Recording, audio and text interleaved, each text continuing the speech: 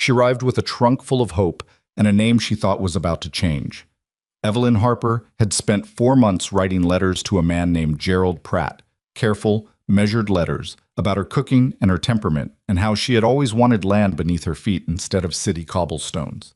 She had sold her mother's cameo brooch to buy the train ticket west. She had told herself every mile of track behind her that this was the beginning. But when she stepped off the train at Millhaven Station and looked for a man holding a sign with her name on it, what she found instead was a boy no older than 14, holding a folded note, looking like he'd rather be anywhere else on earth. She opened the note. Gerald Pratt's handwriting. She recognized it from months of correspondence. Told her in 11 words that he had married another woman 3 days ago. He wished her well. If you have ever been left behind by someone who promised they would stay, keep watching. Because this story belongs to you. And if this kind of story moves something in you, take 1 second right now to subscribe to this channel and hit that like button. Drop your city or country in the comments. I want to know how far this story has traveled. Don't go anywhere. What happens next will stay with you. The boy held out his palm. He was waiting for a tip. Evelyn stared at him for a long moment, then looked down at the note again, as though the words might rearrange themselves into something more forgiving. They didn't. She folded the paper along its original crease and tucked it into her coat pocket, where it sat against her ribs like a stone. "You can go," she told the boy. He went. The platform was not entirely empty. A station master moved at the far end, dragging a wooden crate. 2 men in work coats stood near the water pump, talking low. A woman in a brown dress collected a parcel from the freight window. None of them looked at Evelyn, and she was grateful for that, because she did not yet know what her face was doing. She sat down on her trunk. It was the only thing she owned. Inside were 2 dresses, a wool blanket that had belonged to her grandmother, a small tin of sewing supplies, a book of poems she had stopped reading 2 years ago, and 43 cents. She was in Millhaven, Kansas. She did not know a single soul in Millhaven, Kansas. The wind came off the flatland in a way she had not experienced in Philadelphia. It didn't gust so much as press, a steady, indifferent weight that moved through her coat as though the coat wasn't there. She pulled her collar tighter and looked down the main street. She could see a dry goods store, a livery, a building that might have been a hotel, though the sign was too weathered to read from here, a church, a saloon with its door propped open. She thought about what she had told her cousin Beatrice before leaving. "It's a new chapter, Bea. A real one." Beatrice had cried. Evelyn had not, because she'd been too busy believing it. The station master was watching her now. She stood up, straightened her back, and walked to the freight window with as much composure as she had left. "Excuse me," she said, "is there a boarding house in town?" The man at the window, heavy-set, with a mustache that needed attention, looked at her bag and then at her face. "Mrs. Garrity keeps rooms on Holden Street, $1.50 a week." $1.50. She had 43 cents. "Thank you," she said. She walked back to her trunk and sat down again. The sun was already lower than she expected. She had been so certain that by this hour she would be in someone's wagon, moving toward someone's land, with a future arranged neatly ahead of her. Instead, she was watching the light go orange over a town she'd never heard of 6 months ago, trying to count backward through every decision that had brought her here. Her mother had died in February. The apartment in Philadelphia had been her mother's, and the landlord had given Evelyn 30 days. She had no siblings. Her father had been gone since she was 9. She worked as a seamstress, but the shop had let 2 girls go in January, and she was one of them. She'd answered Gerald Pratt's advertisement in a women's periodical because it was the most concrete option in front of her. The advertisement had described him as a God-fearing man of 38 with 200 acres and a desire for a steady partner. She had written. He had written back. After 4 months, she had believed him. She should not have believed him. She was 31 years old and sitting on a trunk in Kansas, and she had 43 cents, and she knew now that she had been trying to solve a problem, the problem of her life, by attaching herself to a stranger's solution. And the stranger had moved on without her. She did not cry. She had already used up most of her crying on the train, somewhere in Ohio, in the privacy of a sleeping car she'd shared with a woman who snored and never once woke to notice Evelyn weeping quietly into her blanket. By the time she reached Kansas, she'd been hollowed out. What was left felt very much like anger, and anger, at least, was something she could use. She stood up and picked up her suitcase, the smaller bag, not the trunk. She left the trunk where it was because she couldn't carry it, and because she didn't have anywhere to take it. She was going to walk into that town and figure something out. She did not know what. But sitting on a platform waiting for a rescue that was not coming was the one thing she absolutely refused to do. She made it as far as the corner of the main street before she had to stop and acknowledge that she had no idea what she was going to do. The saloon was to her left. The dry goods store was closed. A wagon moved slowly down the center of the road, driven by an older man who glanced at her and then glanced away. A dog crossed from one side of the street to the other with the confidence of someone who owned the place. Evelyn stood at the corner and thought very clearly, I cannot afford to eat tonight. That was the thought that finally cracked her open a little. Not Gerald's note, not the empty platform, not the wind or the 43 cents or the fact that she didn't have a room. It was the arithmetic. She had ridden west on the assumption that supper would be waiting, and instead she was doing arithmetic on a street corner in a town that didn't know her name. She pressed her thumbnail into her palm, a habit she'd had since girlhood, something to press against when emotion threatened to embarrass her, and she breathed in through her nose. Then she noticed the wagon that had stopped near the feed store. It was a working wagon, nothing special. A flatbed with some bags of grain and a wooden crate and a coil of rope. What caught her attention was the child. A girl, maybe 7 or 8, sitting up on the bench seat, watching Evelyn with the kind of direct, unself-conscious stare that only children and cats manage without shame.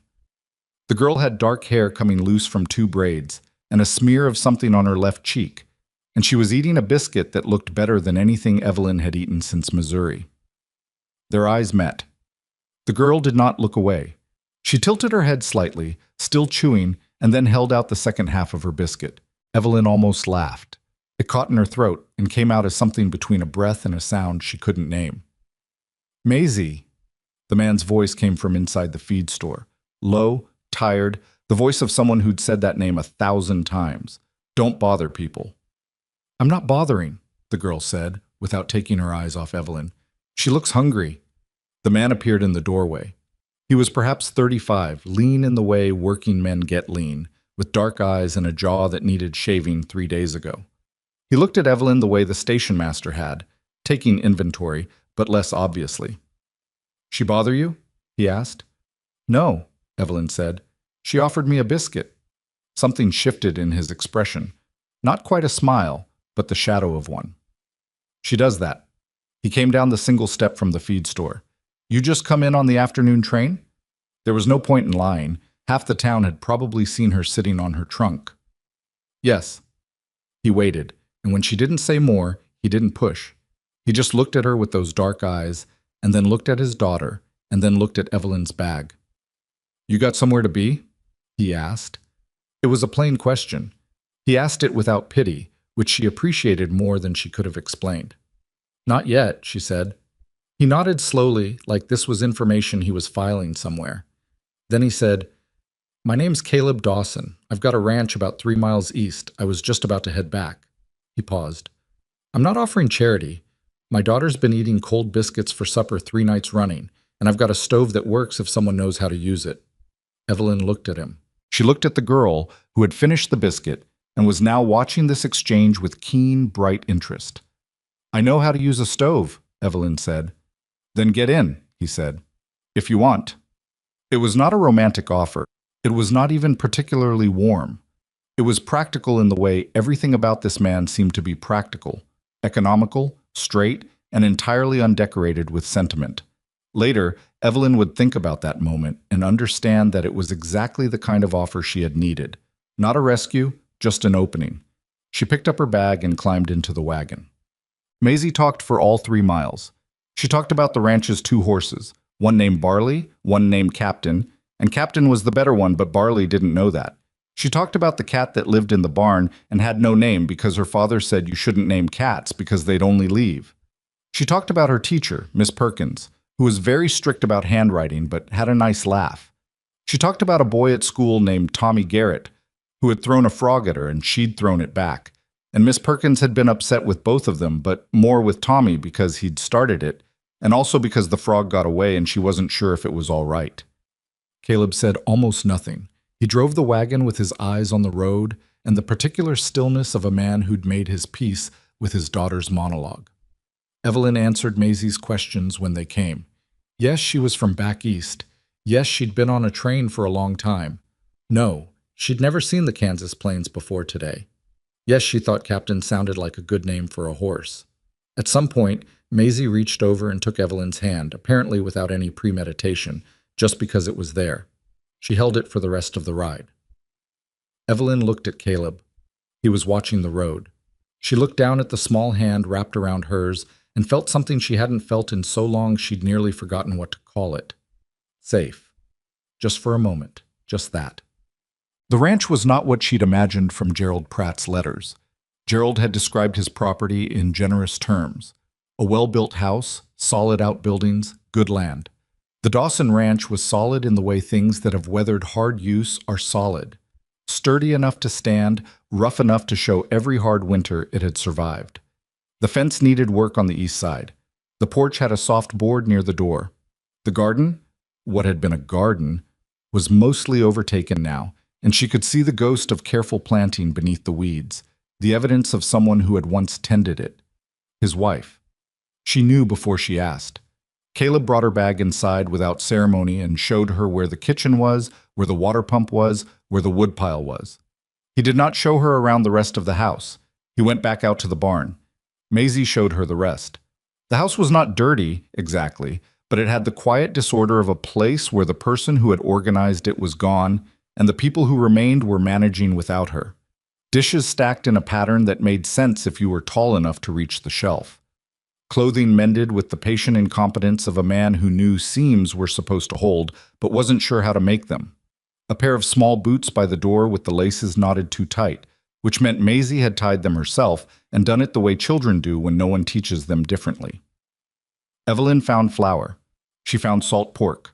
She found half an onion and some dried beans that she soaked quickly in the only pot big enough and then set aside, because beans took too long. She made cornbread. She sliced the salt pork thin and fried it fast, and she cut the half onion fine and cooked it down in the drippings until it was soft and brown, and the whole kitchen smelled like something worth coming inside for. Caleb came back from the barn and stopped in the doorway. He didn't say anything. He looked at the stove, and then at the table where Maisie was sitting with her arithmetic slate, and then at Evelyn.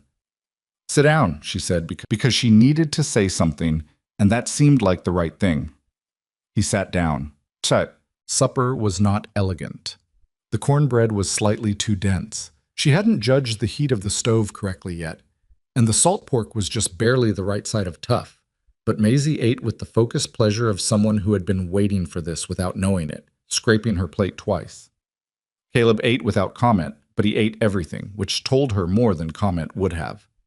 When Maisie had been sent to wash her face and get to bed, Caleb poured 2 cups of coffee and set one in front of Evelyn without asking if she wanted it. She wrapped her hands around the cup.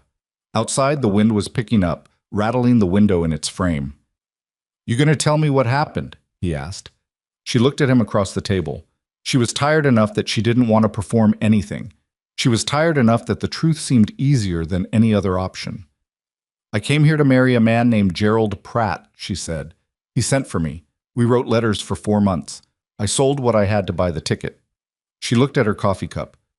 "He married someone else 3 days ago. He sent a note with a boy at the station." Caleb was quiet for a moment. "A boy?" he said. 14, maybe. He wanted a tip." Caleb's jaw moved once, like he was chewing on something that wasn't food.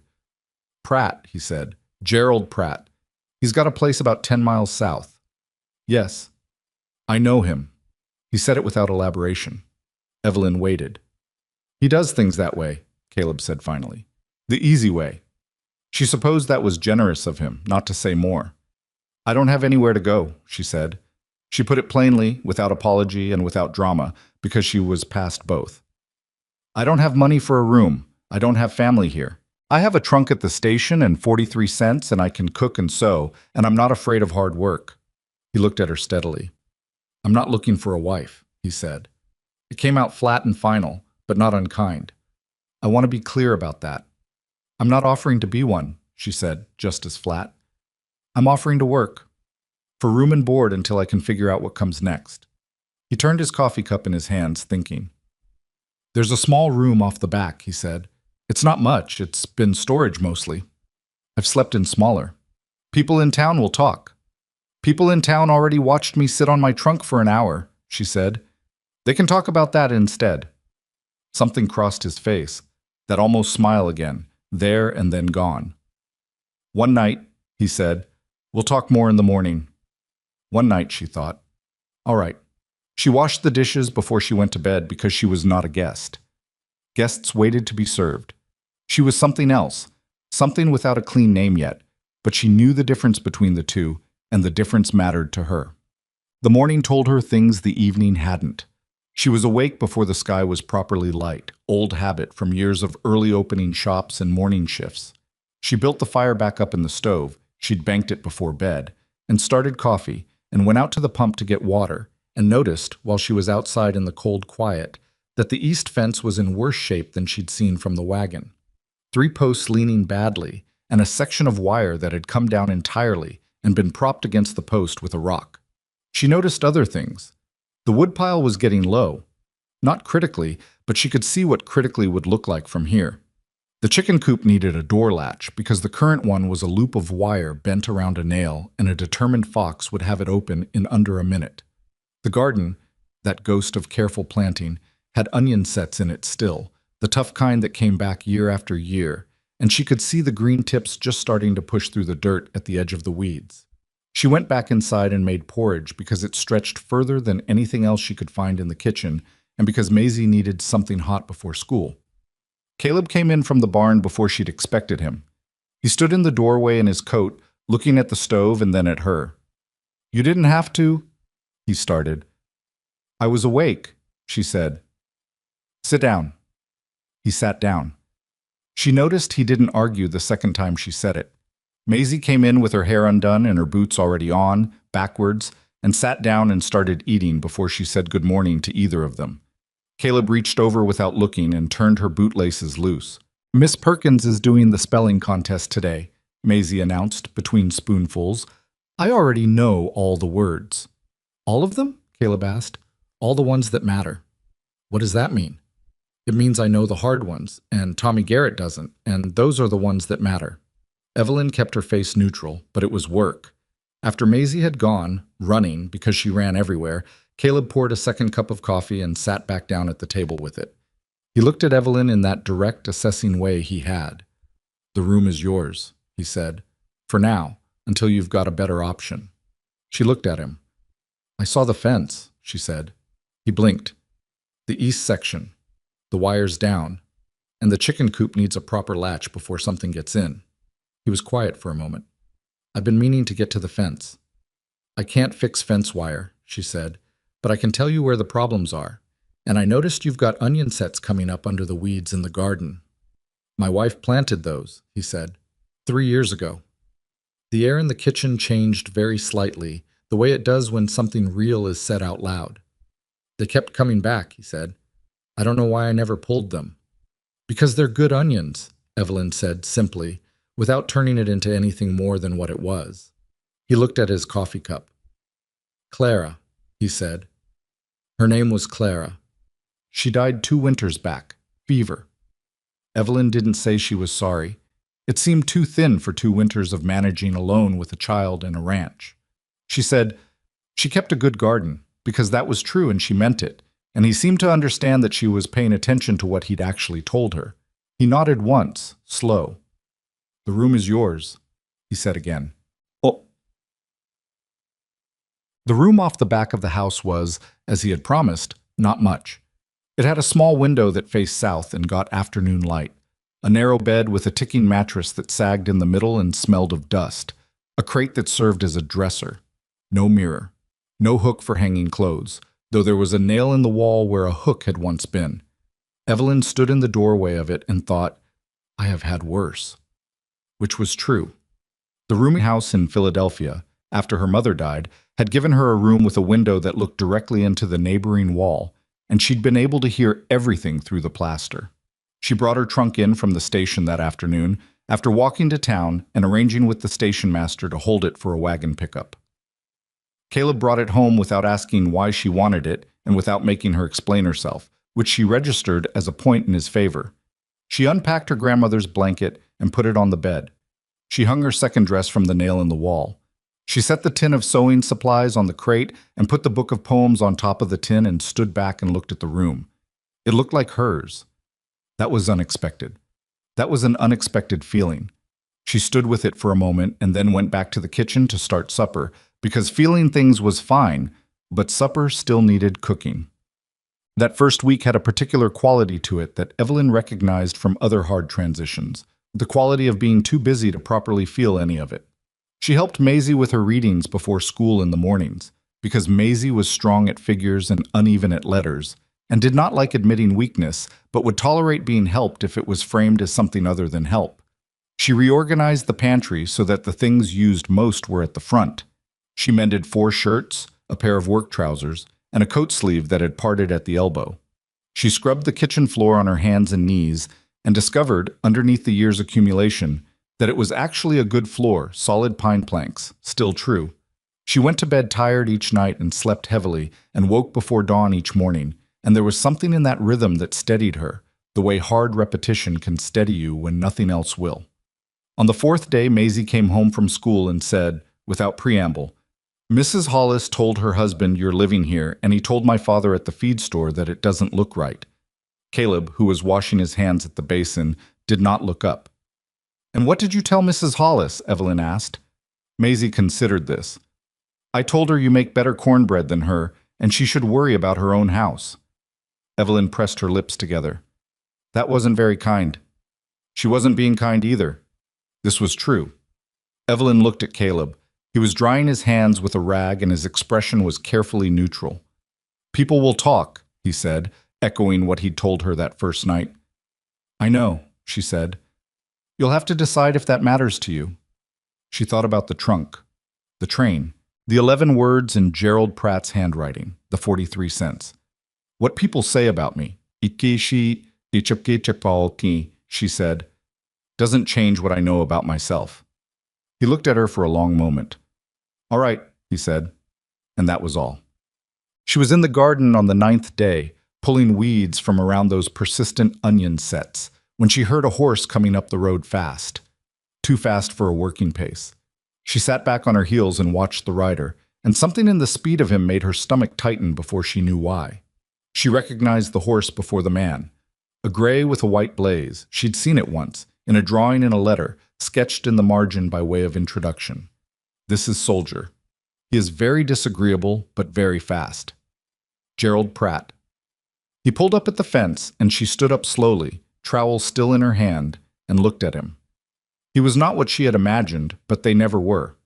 He was in his 40s, florid, with the particular look of a man who was accustomed to being believed. He had a nice coat. "Miss Harper," he said. "Mr. Pratt," she said. "I heard you were out here." He looked at the house, at the garden, at her with the trowel in her hand, and his expression moved through several things very quickly. "I wanted to come and explain." She waited. "Rosalind, my wife. We'd been courting before I placed the advertisement. She came back around and I couldn't." He stopped. "I should have written sooner. I know that." "You wrote," she said, 11 words. He shifted in the saddle. "I wanted to make sure you'd be all right. I spoke to Reverend Gibbs about—" "I'm all right," she said. "You don't need to worry about me." He looked at the house again, then at her. "People are saying you're living here, that you've taken up with Dawson." She kept her voice level. "People can say what they like." "Evelyn." His voice dropped, took on a tone she'd heard men use when they thought lowering their register made things more serious. "This doesn't look well for you.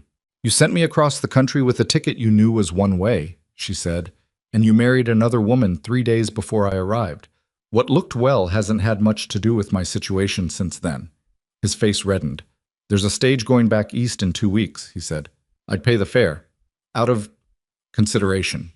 She looked at him standing there on his very fast, very disagreeable horse, with his nice coat and his nervous eyes, and she understood something clearly.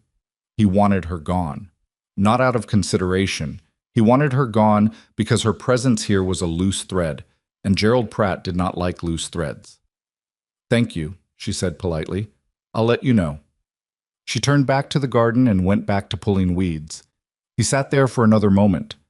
Then she heard Soldier turn and move back down the road, slower this time. She pulled a weed that came up roots and all, leaving a clean hole in the soil. She did not think she would be taking that stage. That night, after Maisie was asleep, Evelyn sat at the kitchen table and wrote a letter. Not to Gerald Pratt. Not to Beatrice.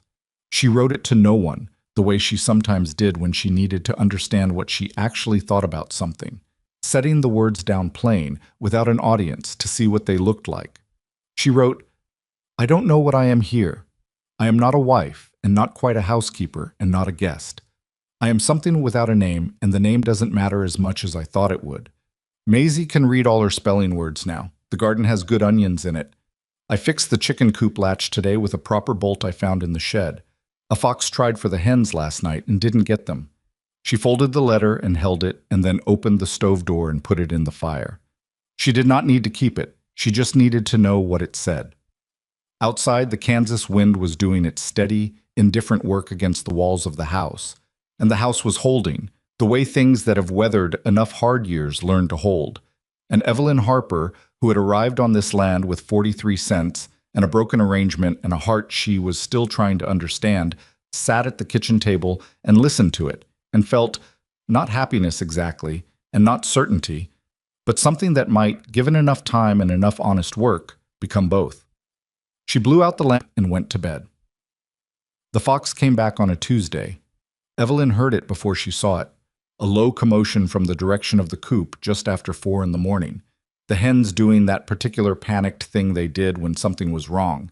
Not quite a full alarm, but close enough to pull her out of sleep. She was in her boots and out the back door in under a minute, carrying the lantern she'd learned to keep on the crate by her bed for exactly this kind of hour. The fox was working the latch. She stood there in the cold dark for a second, genuinely impressed despite herself. It was a big one, red-brown, with its nose pressed to the bolt she'd installed 6 days ago, pawing at it with a focused intelligence that was almost admirable. The hens were beside themselves. "No," she said, not loudly, just firmly. The fox looked at her. Then it turned and walked into the dark like it had somewhere better to be anyway. She stood outside until the hens settled, which took a while because hens had long memories for being frightened, and she couldn't entirely blame them for that. When she came back inside, Caleb was in the kitchen doorway in his work clothes, which meant he'd already been awake. "Fox," she said, "I heard." He looked at her. "You went out there alone." It was a fox, not a bear. Still. He said it without elaborating, and she understood that it was not quite a rebuke and not quite concern, but somewhere in between, that narrow territory where two people who aren't certain of the rules yet find themselves speaking carefully around things. She put the lantern on the table. "I'll reinforce the latch tomorrow. Add a second one, higher up." He looked at her for a moment in the way he sometimes did, like he was trying to reconcile the person in front of him with the person he'd expected her to be. "Coffee's on," he said, and went back to the barn. She poured herself a cup and stood at the kitchen window watching the sky start to go gray at the edges, and thought that this was becoming a life, the way things become lives, slowly, without announcement, through enough mornings stacked one on top of another. She was not sure what to do with that, so she started breakfast. Go. Maisie had decided, somewhere in the second week, that Evelyn was hers. It was not stated. It was demonstrated, the way children state things, through action, through the specific gravity children apply to people they've decided matter. Maisie saved the seat next to her at the table. Maisie brought things to Evelyn to look at. An interesting rock, a drawing of Captain the horse that was actually quite good, a caterpillar in a jar that Evelyn strongly suggested be returned to the outdoors before it became a problem. Maisie asked Evelyn things she apparently hadn't asked her father, probably because her father's answers were practical, and Evelyn's answers acknowledged the full complicated weight of the question. "Why do people say mean things about other people?" Maisie asked one evening, while Evelyn was teaching her to hem a dish towel, a skill Maisie had no interest in but was tolerating out of what appeared to be loyalty. Evelyn kept her eyes on her own stitching. "What kind of mean things?" Maisie was quiet for a moment. "Tommy Garrett said that you're a lady nobody wanted." The needle went in and came out, in and out. "Tommy Garrett is 8 years old," Evelyn said. "He heard it from someone." "People say things," Evelyn said, when they're scared of something they don't understand. Sometimes they say it as a question and it comes out sounding like a fact. She paused. Was he saying it to be mean, or was he just saying what he heard? Maisie thought about this with the seriousness she brought to most things. Both, maybe. That's usually how it works, Evelyn said. Is it true? Maisie asked. Direct, the way children are when they've decided you can take it. Evelyn set down the dish towel. She looked at Maisie, who was looking back at her with dark eyes that didn't flinch. A man made me a promise and didn't keep it, she said. That's not the same as nobody wanting me. That's just a man who wasn't what he said he was. Maisie took this in. My papa says some people are all coat and no lining, she offered. Evelyn felt something pull at the corner of her mouth. Your papa is right about that. Gerald Pratt has a very nice coat, Maisie said darkly. Evelyn laughed then, a real one, unexpected, and Maisie looked startled by it for a second and then laughed too. And outside the window the evening was coming in long and gold across the Kansas flatland, and the cat that had no name was sitting on the fence post watching something in the grass. And Evelyn thought, here, something is here. I don't know what to call it yet, but it's here. The townswoman came in a delegation on a Thursday morning. There were 3 of them, Mrs. Hollis, who had sent her husband to the feed store with her concerns, a woman named Mrs. Fletcher, who kept the dry goods store with her husband and had a precise mouth that suggested she kept most things with precision, and a younger woman, Mrs. Danforth, who seemed to be present less by conviction than by social obligation, and who spent most of the visit looking slightly apologetic. Evelyn saw them coming up the road from the kitchen window and had exactly enough time to decide she would not hide and would not simper. She opened the door before they knocked. Good morning, she said. Mrs. Hollis was the talker. She had the look of a woman who had organized several things in her life and expected the same organizational standards from everyone around her. She was not unkind, exactly. She was certain, which in Evelyn's experience was sometimes harder to deal with than unkind. Miss Harper, she said, we've come because we're concerned. Come in then, Evelyn said. I have coffee. They came in. They sat at the kitchen table. Evelyn poured coffee. She had learned how to make it exactly the way Caleb liked it, which was strong, and she made it strong for the visitors because she did not have time for weak coffee or weak conversations. Mrs. Hollis folded her hands on the table. You understand how this looks? I understand how you see it, Evelyn said. Tell me what concerns you specifically. Mrs. Fletcher's precise mouth tightened slightly. An unmarried woman living in a widower's home. Working, Evelyn said. An unmarried woman working in a widower's home. His household needed managing. I needed work. It's a practical arrangement. Practical, Mrs. Hollis repeated, and the tone people use when they want to indicate a word is insufficient. Practical, Evelyn said again, pleasantly. Mrs. Danforth looked at her coffee cup. Mr. Dawson is a respected man in this community, Mrs. Fletcher said. His wife was well liked. What are people saying specifically? Evelyn asked. A small silence. That it isn't proper, Mrs. Hollis said. I cook, Evelyn said. I mend clothes. I help Maisie with her reading. I fixed the chicken coop latch so the fox couldn't get in. I pulled the weeds from around Clara Dawson's onion sets so they could grow properly. She paused. Is there something improper in any of that? Another silence, different in quality from the first. Mrs. Danforth looked up from her coffee cup. Those onion sets are coming up beautifully, she said, and then looked as surprised as anyone that she'd said it. Mrs. Hollis gave her a brief look. The concern, she said more carefully, is about appearances, about what Maisie might come to believe is normal. She's at an impressionable age. Evelyn thought about Maisie, who had told Tommy Garrett to his face that Gerald Pratt was all coat and no lining, who could already read more smoothly than half the adults in town, who brought Evelyn interesting rocks and saved her the seat at the table. Maisie is learning, Evelyn said, that when you're in difficulty, capable women help each other, and people who care about a household take care of it. I hope that's what she'll remember. Mrs. Fletcher looked at her for a long moment, assessing. You're not planning to leave, she said. It was not quite a question. I don't have anywhere to be that's better than here, Evelyn said honestly. The three women exchanged a look that had a whole conversation in it. Then Mrs. Hollis picked up her coffee cup and drank from it, and Mrs. Fletcher did the same, and Mrs. Danforth relaxed almost imperceptibly. They stayed for 40 minutes. By the end of it, Mrs. Hollis had given Evelyn a recipe for apple cake that she said was the only apple cake worth making in the county. And Mrs. Fletcher had mentioned, in a tone of pointed casualness, that the schoolhouse needed new curtains and that whoever had the time to sew them would be doing the community a service. After they left, Evelyn stood at the window and watched them go down the road. She had not won them over, but she had not lost either. In her experience, not losing was sometimes all you could manage, and it was enough. She went to town the following Saturday to measure the schoolhouse windows, because she was not going to let Mrs. Fletcher's pointed casualness go to waste. She measured. She bought fabric, blue cotton, modest, practical, with money she'd earned, because Caleb had started paying her a small weekly wage that she'd initially refused, and he'd refused her refusal with such calm finality that she'd accepted. At the dry goods counter, while she was waiting for the fabric to be cut, she became aware of two men talking near the door. She wasn't trying to listen. She heard her name. Pratt saying she ran out on him with money before she came here. She went very still. "No," the second man said. "Seemed decent enough when I—" Pratt says she took cash from the household account before she left East, said he'd sent her money for travel, and she took more than she was owed. Mrs. Fletcher, behind the counter, had stopped cutting the fabric. Evelyn set both hands flat on the counter. She breathed in, slowly, through her nose.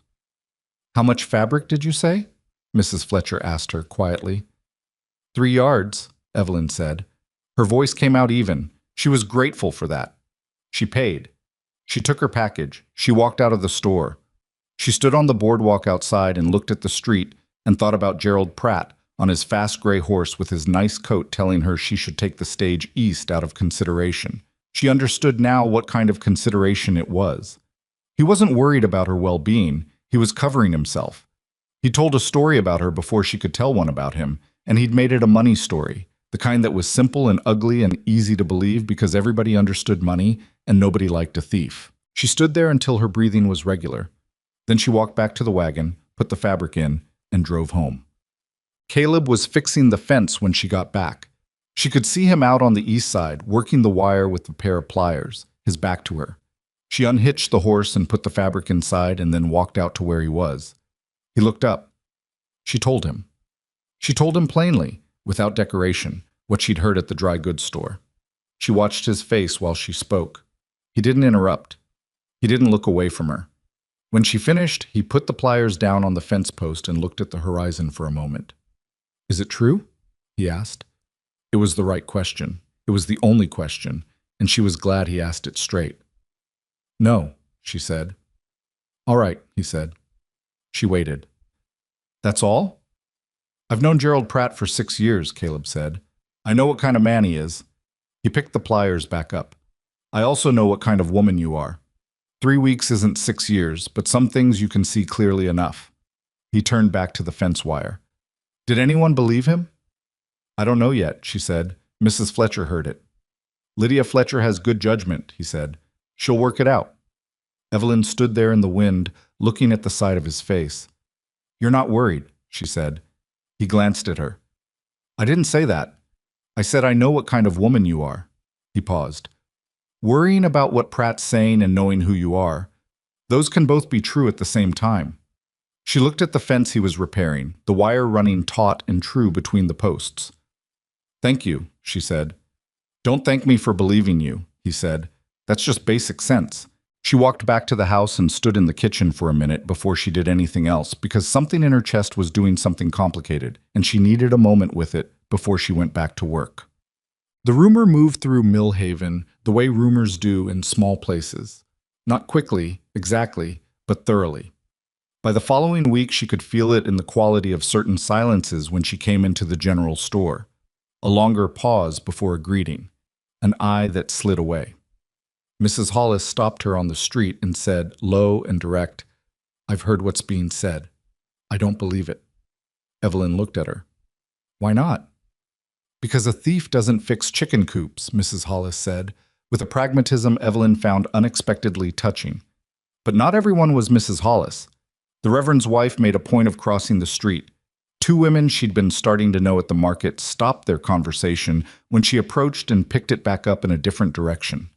A man she didn't know looked at her outside the feed store with an expression she recognized, the expression people wear when they've decided something about you and are waiting to see if you'll confirm it. She sewed the schoolhouse curtains.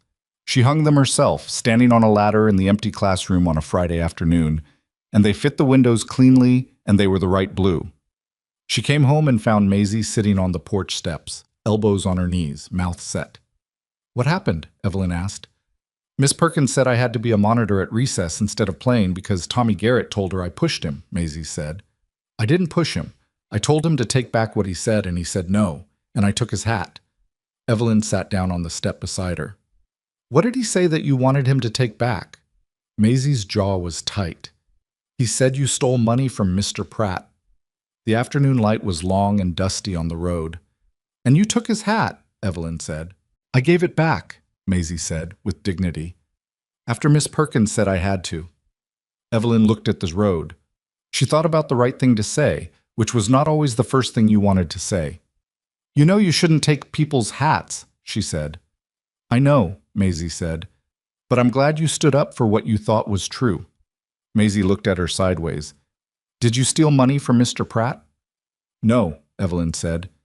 "I knew it," Maisie said, with the absolute certainty of someone who has never doubted this for a second. "I told Tommy that." "You can't know something just because you believe it," Evelyn said, because she believed the girl deserved the full version. "You believed it because you trust me. That's different from proof." Maisie considered this. "Do you have proof?" "Not the kind that shuts people up," Evelyn said. "Not yet." Maisie was quiet. Then, "Papa will figure it out?" Maybe, Evelyn said. "He always figures things out," Maisie said. "He just takes a while because he thinks a lot first." Evelyn looked at the barn door, which was open, and could see Caleb's shape moving inside, slow and methodical, the way he did everything. "I've noticed that," she said. What she hadn't noticed, because she was occupied with other things, was that Caleb had already started asking questions.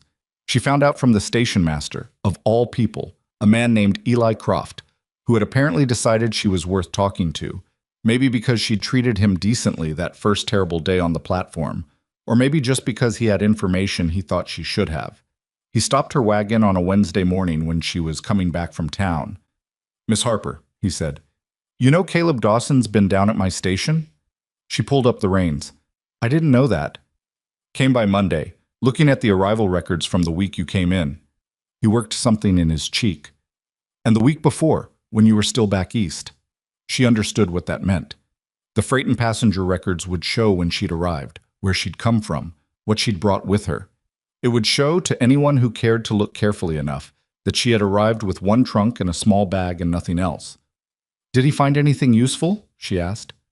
"Might have," Eli Croft said, with the expression of a man who knew more than he was saying but had decided to stop there. She drove home and went directly to the barn. Caleb was oiling a saddle. He looked up when she came in, read her face, and set the rag down. "Eli Croft told me," she said. "I figured he might," Caleb said. "Why didn't you tell me you were doing that?" He thought about it. "Because I didn't want you to feel like it meant I doubted you. I was looking for the proof you said you didn't have yet." She stood in the barn doorway with the afternoon light behind her and looked at this man who had taken her in off a station platform and fed her and given her a room, and now was quietly gathering evidence for her without saying a word about it. "Caleb," she said. "I'm not finished," he said. "There are freight records and there's a letter the postmaster's been holding. He mentioned it to me last week because he wasn't sure what to do with it. A letter addressed to Gerald Pratt, sent from a bank in Philadelphia." He paused. "Seems like Pratt had financial arrangements back east that he hasn't been entirely honest about around here." She felt something shift in her chest. "What kind of arrangements?" "That's what I'm still working on," he said. "But the records at the station show you arrived with exactly what you said you arrived with. And they show the dates, which means the timeline Pratt's been telling doesn't add up." She sat down on a hay bale because her legs decided that was a reasonable thing to do. "You didn't have to do this," she said. "You're part of this household," he said, simply, like it wasn't a significant thing. "If someone's telling lies about a person in my household, I want to know what the truth is." She looked at her hands. People might say you're only doing it because I know what people might say, he said. I've been listening to it my whole life. What I do and why I do it, that's my business and the people involved. She looked up at him. He was looking at the saddle in his hands, not at her, and his jaw was set in the way it got when he'd said something more than he'd intended, and wasn't going to walk it back. All right, she said quietly. He went back to oiling the saddle. She sat on the hay bale a moment longer, and then stood up and went back to the house to start supper. The cat with no name was on the fence post again, watching the grass. The onions in the garden were coming up in clean green rows, unhurried, doing what they'd been doing every spring for 3 years, stubborn and reliable in the particular way that things left to grow on their own terms tend to be. Gerald Pratt came back on a Thursday. This time he didn't stop at the fence. He rode straight up to the house and tied his horse at the post and knocked on the door with the knock of a man who expected to be answered. Evelyn answered it. He looked different than the first time, less composed, something moving underneath the nice coat surface. His eyes went to her face and then past her into the house, and then back to her face. I want to talk to Dawson, he said. He's in the field, she said. What do you want to talk to him about? This doesn't concern you. She leaned her shoulder against the door frame. Most things that happen on this property concern me. He didn't like that. She could see him processing it, reorganizing something. I heard Caleb's been asking around, he said. About me. Has he? She said. I want it to stop. His voice was lower now, harder, the salesman surface sliding off to show what was underneath. What I said about the money, that was a misunderstanding. I'm willing to call it that. Evelyn looked at him steadily. A misunderstanding. If the questions stop, he said. She understood exactly what he was telling her. He was offering to retract the accusation in exchange for Caleb stopping whatever he'd started finding. The questions that stopped would also stop turning over whatever that Philadelphia bank letter was about. She studied his face. The red in it. The eyes that couldn't quite stay on hers. I'll tell Caleb you came by, she said. Something passed through his expression. Frustration, and underneath it the specific look of a man who realizes the thing he's trying to manage has already gotten larger than he can see. Miss Harper, he said, be smart about this. I'm trying to be, she said, and she closed the door. She stood in the kitchen and listened to his horse leave, and her hands were shaking slightly, which annoyed her. She pressed her thumbnail into her palm once, twice. Old habit. Then she put the kettle on and went to find the tin of sewing supplies and the shirt of Caleb's she'd been meaning to mend at the cuff, because her hands needed something to do and the shirt needed doing. She was still at the kitchen table, working the needle through the cuff seam, when she heard his boots on the porch. She told him what Pratt had said. She told him plainly, the way she told him everything now, without dressing it up or softening it. He sat down across from her and was quiet for a long moment, elbows on the table. He's scared, Caleb said. I know, she said. Scared men do stupid things, he said. I know that too, she said. He looked at the shirt in her hands, then at her face. Something in the way he looked at her. Not pity, not protectiveness exactly, more like recognition. The way you look at someone when you see them clearly for the first time and what you see is better than you expected, made her keep her eyes on the mending. I've got a name, he said. A man named Holt, 2 towns over, who used to work for Pratt's bank account east. Eli knows him. He paused. I'm going to go see him. She kept stitching. When? Tomorrow morning, early. She nodded. The needle went in, came out. Be careful, she said. Always am, he said. She glanced up at him. He almost smiled. Mostly always, he amended. She looked back down at the mending and kept her face steady. And outside the wind moved across the flat Kansas land the way it always did, indifferent to everything, and the house held against it the way it had learned to hold. And Evelyn Harper sat at the table and stitched a cuff and waited for tomorrow, because that was what you did. You did the work in front of you, and you waited for the truth to come in from wherever truth came from. And you trusted that it would get here eventually, because the alternative was giving up, and she had come too far for that. Caleb left before dawn. Evelyn heard him in the kitchen, the particular sounds of a man trying to be quiet, which meant the coffee pot set down too carefully and the boots pulled on one at a time against the floor. She lay in her room and listened and did not get up, because some things a person needed to do without an audience. And leaving early to go find a truth that might undo someone's lie felt like one of them. She heard the horse. She heard it go. She got up and made breakfast for Maisie, who came to the table still half asleep with her braids undone, and ate her porridge without asking where her father was. Because Maisie had learned in 2 winters without her mother that some mornings adults were simply gone and would come back later, and you ate your breakfast and went to school, and they came back. Evelyn braided her hair before she sent her out. Maisie sat still for it in a way she didn't sit still for most things. "You're better at this than Papa," Maisie said. "Your Papa does his best," Evelyn said. "His best is very lumpy," Maisie said. Evelyn fastened the second braid and turned her around by the shoulders and looked at her face. "You know what matters more than good braids?" "What?" "That he does them at all." Maisie considered this with the gravity she brought to everything Evelyn said that she intended to file away. Then she picked up her school bag and went out the door, and Evelyn stood at the window and watched her go down the road, small and straight-backed, and entirely her own person at 8 years old, and felt something that was close to fierce. The day had a waiting quality to it. Evelyn had learned in the weeks she'd been here to read the ranch's silences, the difference between the quiet of a morning going normally and the quiet of something pending. This was the second kind. She felt it in her chest while she worked. She scrubbed the kitchen, mended 2 shirts, spent an hour in the garden pulling the last of the serious weeds from around the onion sets, which were now coming up in proper rows, clean and determined. Clara Dawson's onions. Evelyn pulled carefully around them. At noon, she ate a cold biscuit standing over the kitchen basin and thought about Gerald Pratt and what he was capable of. She knew men like him, not him specifically, but the type. Men who moved through life managing impressions, who understood that reputation was a currency and who spent other people's reputations freely when their own needed padding. Her former employer in Philadelphia had been something like that. A man who kept records impeccably and paid his workers late and always had a reason that made the lateness sound reasonable. Gerald Pratt had a version of the same machinery running in him, she was almost certain. The accusation hadn't been impulsive, it had been prepared. He'd had a story ready before she'd even arrived, which meant he'd known, before she stepped off that train, that he was going to need one. What she didn't know was how far he'd taken it, whether the story was local, a rumor for Millhaven, or whether he'd put it somewhere more official, whether he had people who would speak for him, whether the man 2 towns over that Caleb was going to see would have anything useful, or whether Caleb would come back tonight with nothing but a long ride behind him. She pressed her thumbnail into her palm. Then she went back to work. He came home at dusk. She heard the horse and was in the doorway before he'd finished tying it, and she read his face in the fading light. And what she saw there was not the blank, careful nothing of a man who'd found nothing.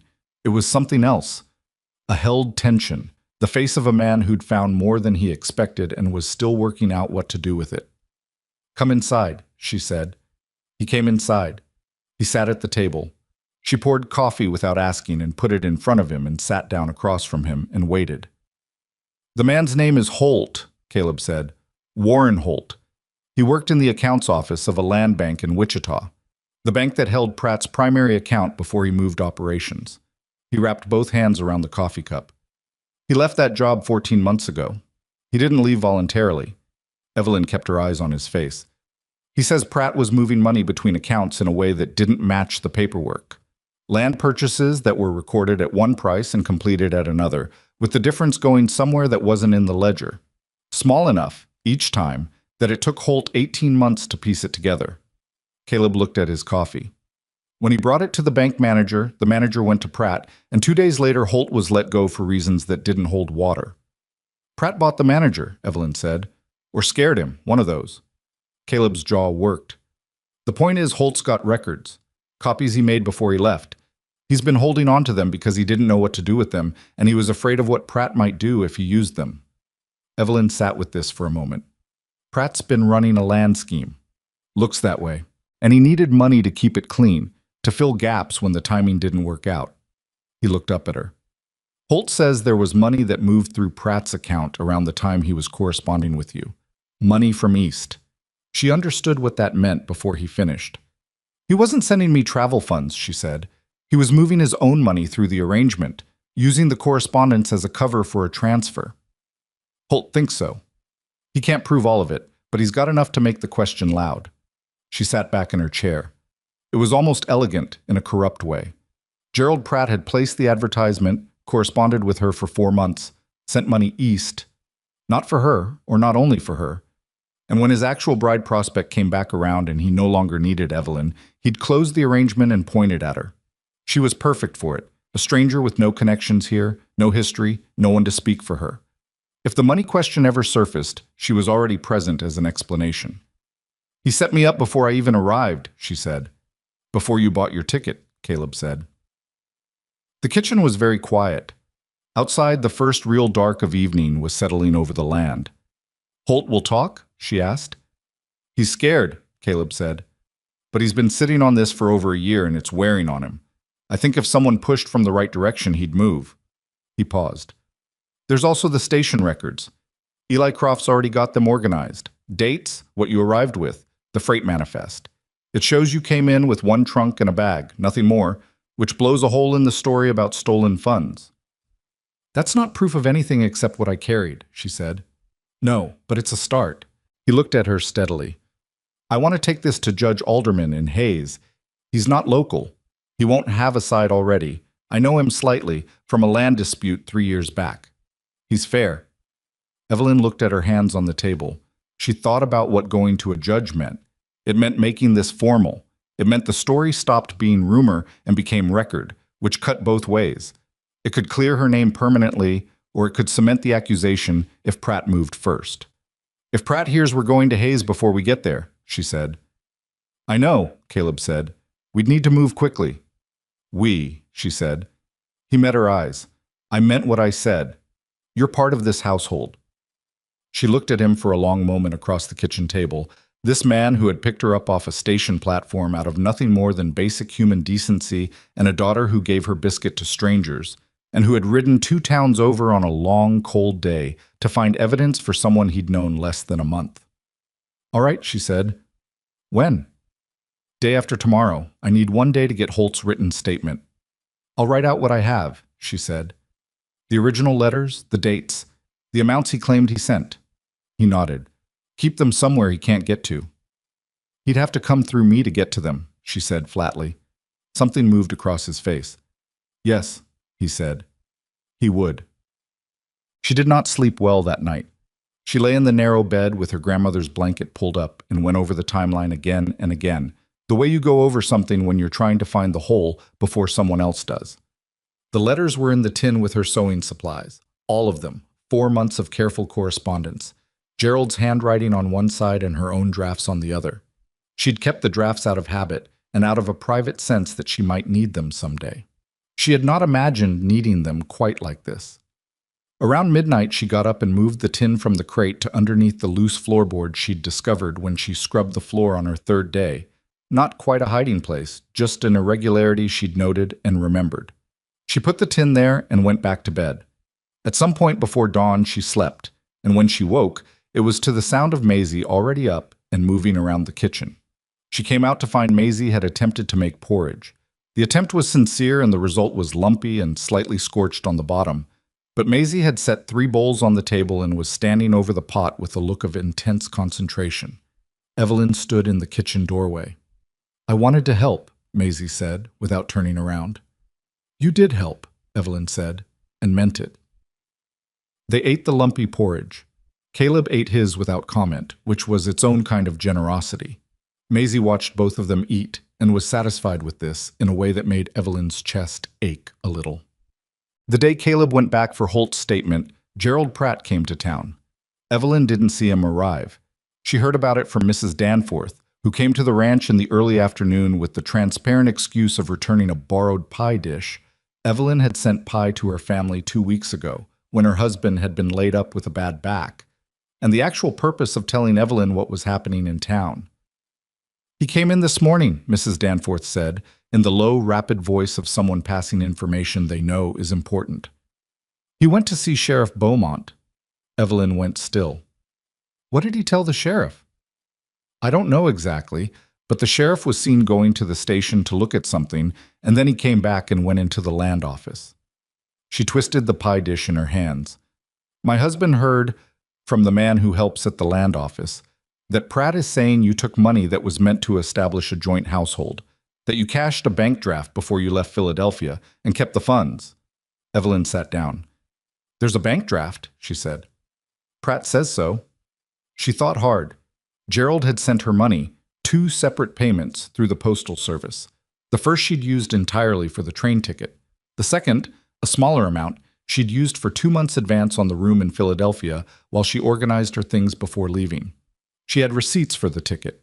She did not have receipts for the room because she'd paid cash, and Mrs. Weatherly, who kept the rooming house, had not been the receipt-giving type. He made 2 payments, she said, both accounted for. But the second one, I paid cash for a room I was subletting while I packed, and I don't have a record of it. Mrs. Danforth's face did the thing faces do when the news is worse than expected. Pratt's saying the second payment was to establish a household fund, that you agreed to bring it out here and apply it to a joint property, that you kept it instead. There was no such agreement, Evelyn said. There was never any conversation about a household fund. He sent travel money. I used it for travel. Do you have the letters? Yes. Do they say what the money was for? Evelyn thought. She had read those letters so many times she could nearly recite them. Gerald had written, in his 3rd letter, I am enclosing a draft to cover your passage and any necessary arrangements beforehand. I trust you will manage it sensibly. That was all. No mention of a household fund. No restrictions on its use. Just passage and arrangements. The letters say travel money, she said. Nothing more. Mrs. Danforth nodded, but her expression said that the letters were one thing and a sheriff already moving was another. The sheriff's going to come out here, Evelyn said. I think so, Mrs. Danforth said. Maybe tomorrow. After she left, Evelyn sat for a long time. Then she got up and went to the loose floorboard and took out the tin and sat at the kitchen table and went through every letter until she found the one with the money language and read it again, very carefully, and then a 3rd time. I am enclosing a draft to cover your passage and any necessary arrangements beforehand. She put the letter on the table and put her hands flat beside it. Pratt was counting on her not having receipts. He was counting on the language being vague enough to reinterpret. I was counting on being local and known and respected, and on her being the woman from the station platform with nowhere to go and nobody who knew her. She folded the letter along its original creases and put it back in the tin. She was still at the table when she heard Caleb's horse. She met him at the barn door and told him everything before he'd finished unsaddling. His face went through several things while she talked. When she finished, he stood with his hand on the horse's flank and looked at the barn floor. Holt signed a statement, he said. I have it. Will it be enough? For the land scheme? Maybe. For what he's saying about you specifically, he stopped. It complicates it. It's not directly related. I know, she said. He looked up. The letter. Does the wording help you or hurt you? It helps me. But only if someone reads it the way I'm reading it and not the way Pratt's reading it. Let me see it, he said. She brought him the letter. He read it twice, standing in the barn in the last of the afternoon light, his lips pressed together. This is a good letter for you, he said. I think so. Alderman will think so. He handed it back. We need to get to Hayes before Beaumont files anything formal. If Pratt puts a formal complaint in front of a local official, it gets harder. How much harder? Hard enough that it matters. He took the horse's saddle off and hung it. We go tomorrow, early, before Beaumont comes out here. Maisie needs to be at school, she said. Mrs. Hollis will take her. He said it without hesitation, like he'd already worked this out on the ride home. I'll stop there tonight and ask her. Evelyn looked at him. You've thought about this. I thought about it the whole way back, he said. After Holt signed the statement and I started riding home, I went through what Pratt was likely to do next, and I thought about each piece of it. He met her eyes. I don't like this kind of thing. I don't like politics and maneuvering and men who move money to hurt people. But I'm not bad at thinking it through when I have to be. She believed that. She had learned to believe it. Thank you, she said, for the second time since she'd known him. He nodded once, and the same thing happened as the first time she'd thanked him. He looked slightly uncomfortable, like gratitude was a coat that didn't fit quite right. Don't, he said. Just be ready at first light. She was ready. They left in the dark, before Millhaven was properly awake. the wagon moving quietly down the road with the horses breathing white into the cold air. Evelyn sat on the bench with the tin on her lap and her good coat on and her hands folded over the tin lid, and she watched the flat dark land open up around them and did not talk, because there was nothing to say yet that the day hadn't already said for her. Caleb drove with his eyes on the road. After a while he said, without looking at her, "Clara used to sing on long drives." She glanced at him. "I'm not going to ask you to sing," he said. "I just thought of it." She looked at the road. "What did she sing?" "Old songs. The kind her mother knew." He paused. "Maisie has her voice. Can't carry a tune but sings loud. Clara was the same way." Evelyn smiled in the dark. "Maisie sang in the kitchen last Tuesday, something about a river." "She makes up words when she doesn't know them," Caleb said. "I know. The river had a horse in it that wore a hat. He made a sound that was close to a laugh, subdued but real.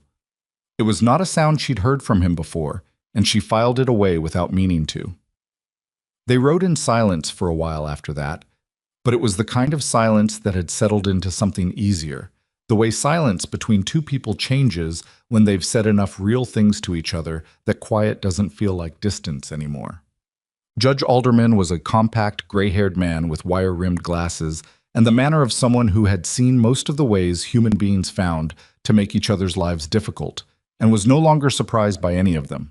He received them in his office in Hayes with a courtesy that was professional rather than warm, and he listened to everything without interrupting, which Evelyn found, in her experience, was either the sign of a good listener or a man who'd already made up his mind. With Alderman, she thought it was the first. She presented the letters. He read them. He read Holt's statement. He looked at the freight manifest Eli Croft had prepared. Then he took off his glasses and cleaned them with a pocket cloth, which seemed to be what he did while he thought. "Mr. Holt's statement," he said, "pertains to a financial irregularity substantially larger than what's being alleged against Miss Harper. You understand that these are related but separate matters." "I understand that," Caleb said. "The station records show Miss Harper arrived with what she says she arrived with. The letter from Mr. Pratt uses language that is, at minimum, ambiguous about the intended purpose of the funds." He put his glasses back on. "And Mr. Holt's testimony suggests a pattern in which Mr. Pratt has previously used financial arrangements to obscure the movement of money and has previously attributed financial discrepancies to others." "Yes," Evelyn said. Alderman looked at her over his glasses. "You understand that formalizing this creates a record that works both ways. If the evidence doesn't fully hold together, a formal proceeding could do you more harm than the current rumor." "I understand that," she said. "But if I let the rumor stand, it becomes the record. And Gerald Pratt already went to the sheriff in Millhaven." Alderman absorbed this. "Yesterday afternoon," Caleb said.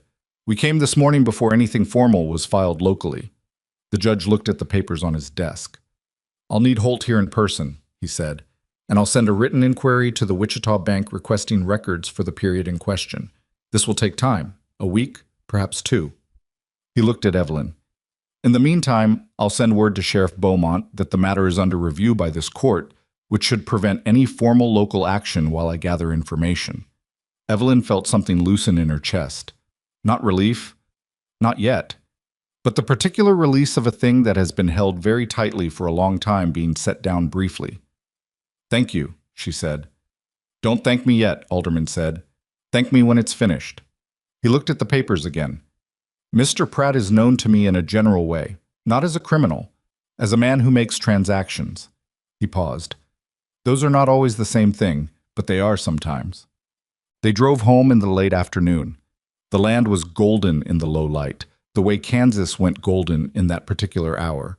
All the flatness of it turned somehow generous by the angle of the sun. Evelyn sat on the bench and watched it and felt the complex interior of a day that had taken more out of her than she wanted to admit. "How are you?" Caleb asked. She looked at him. He was watching the road, but the question had not been asked at the road. "Tired," she said, "but better than this morning." He nodded. "Alderman's good. If the evidence holds—" "I know," she said. "I know it might not be enough. I know Pratt might find a way around it." She looked at her hands. "But someone official looked at the letters and the records and said the word ambiguous about his version, and that's more than I had yesterday." It is, he said. She was quiet for a moment. Caleb? Yeah. Why are you doing this? She asked it simply, the way she'd learned to ask him things, directly, without dressing it up. You could have let me go when Pratt first started talking. You could have said it wasn't your problem. No one would have blamed you. And the land went past on both sides. Clara used to say I had a problem with letting things go wrong when they didn't have to, he said finally. Said I couldn't walk past a crooked fence post without wanting to fix it. That's not an answer, she said. No, he said. I know. He paused. I trusted you when you sat down at my table. I trusted you before that. When you climbed into the wagon. Something in the way you got in. You didn't ask for more than you were asking for. You asked for a meal and you said exactly what you had to offer in return, and you meant it. He looked at the road. I've met people who come at you sideways, always asking around what they actually want. You didn't do that, and then I watched you for 3 weeks and nothing changed. He was quiet for a second. When a person's the same in private as they are when they think someone's watching, that means something. Evelyn looked at the road. That might be the most you've ever said to me at once, she said. Probably, he said. She looked at the onion sets in the garden when they got back. Habit now, every time she came up the road, she looked at the garden. They were solid and green in the early dark. Doing well. Clara Dawson's onions, growing for the 4th spring because nobody had been able to pull them. Maisie was at Mrs. Hollis's, and Evelyn went to collect her while Caleb put the horses up. She found Maisie at Mrs. Hollis's kitchen table, being given cookies and apparently in the middle of telling Mrs. Hollis something complicated about Tommy Garrett, who had apparently undergone a partial rehabilitation in Maisie's estimation following an incident with a garter snake that Evelyn decided not to fully inquire into. You're back, Maisie said, he said with profound relief. We're back, Evelyn said. Mrs. Hollis caught Evelyn's eye above Maisie's head and gave her a look that said, I hope it went well. Evelyn gave her a look back that said, well enough. Mrs. Hollis nodded, once, with the brisk efficiency of a woman who communicated a great deal in small gestures. Walking home with Maisie's hand in hers, in the full dark now, the stars coming out over the flat land in their extravagant numbers, Evelyn thought about what Caleb had said in the wagon, about watching her for 3 weeks, about the way she'd got into the wagon. She had not thought, when she climbed up onto that bench with her bag in her lap, that anyone was paying that kind of attention. She had been too busy paying attention to the fact of not having 43 cents and nowhere to sleep. But he had been watching, and what he'd seen had mattered to him. She didn't know what to do with that. She filed it somewhere inside her and kept walking. The week that followed was the longest of her time in Mill Haven. Sheriff Beaumont came out on the 3rd day. He was a quiet man, 50s, with a permanent look of someone who'd rather be doing something else. He sat at the kitchen table and took his hat off and told Evelyn that he'd received word from Judge Alderman's court that the matter was under review and that he wanted her to know he wasn't in the business of rushing ahead of a court that was already working. I want you to understand, he said carefully, that what Pratt told me and what's in those letters aren't exactly the same story. No, she said, they're not. He looked at Caleb. The statement from Holt. Alderman's pulling on that thread. I know, Caleb said. Beaumont put his hat back on. I'll tell you this. The draft Pratt says he sent. I asked him for the bank record. He said he'd get it. It's been 3 days. He stood up. A man who has a record that proves him right usually finds it faster than 3 days. He left. Evelyn sat at the table and let herself feel the specific sensation of things beginning to go the right way, which was different from things having gone right. It was tentative and nervous, and she did not allow herself to trust it entirely. Then the news came in from a direction she hadn't expected. Mrs. Fletcher, precise-mouthed, dry goods counter, Mrs. Fletcher, who had sat in her kitchen with folded hands and asked pointed questions about propriety, sent a note with her young delivery boy. The note said, in Mrs. Fletcher's precise handwriting, I've spoken with my husband's cousin in Wichita, who knows something about the bank in question. I believe you should hear what he has to say. I can arrange it if you're willing. L. Fletcher. Evelyn read the note twice. Then she sat down at the kitchen table and wrote back, Yes. Thank you. E. Harper. She had not expected Lydia Fletcher to be in her corner. She had hoped Mrs. Hollis and been rewarded. Mrs. Danforth she'd half expected. She was a kind woman who'd come to return a pie dish and ended up being something like a friend. But Mrs. Fletcher's precision had always felt like a wall she wasn't entirely sure she'd gotten over. She thought about what Mrs. Hollis had said. A thief doesn't fix chicken coops. People in Millhaven knew her in the small ways now. The curtains at the schoolhouse, the mended shirts, the onion sets, the girl with the better braids.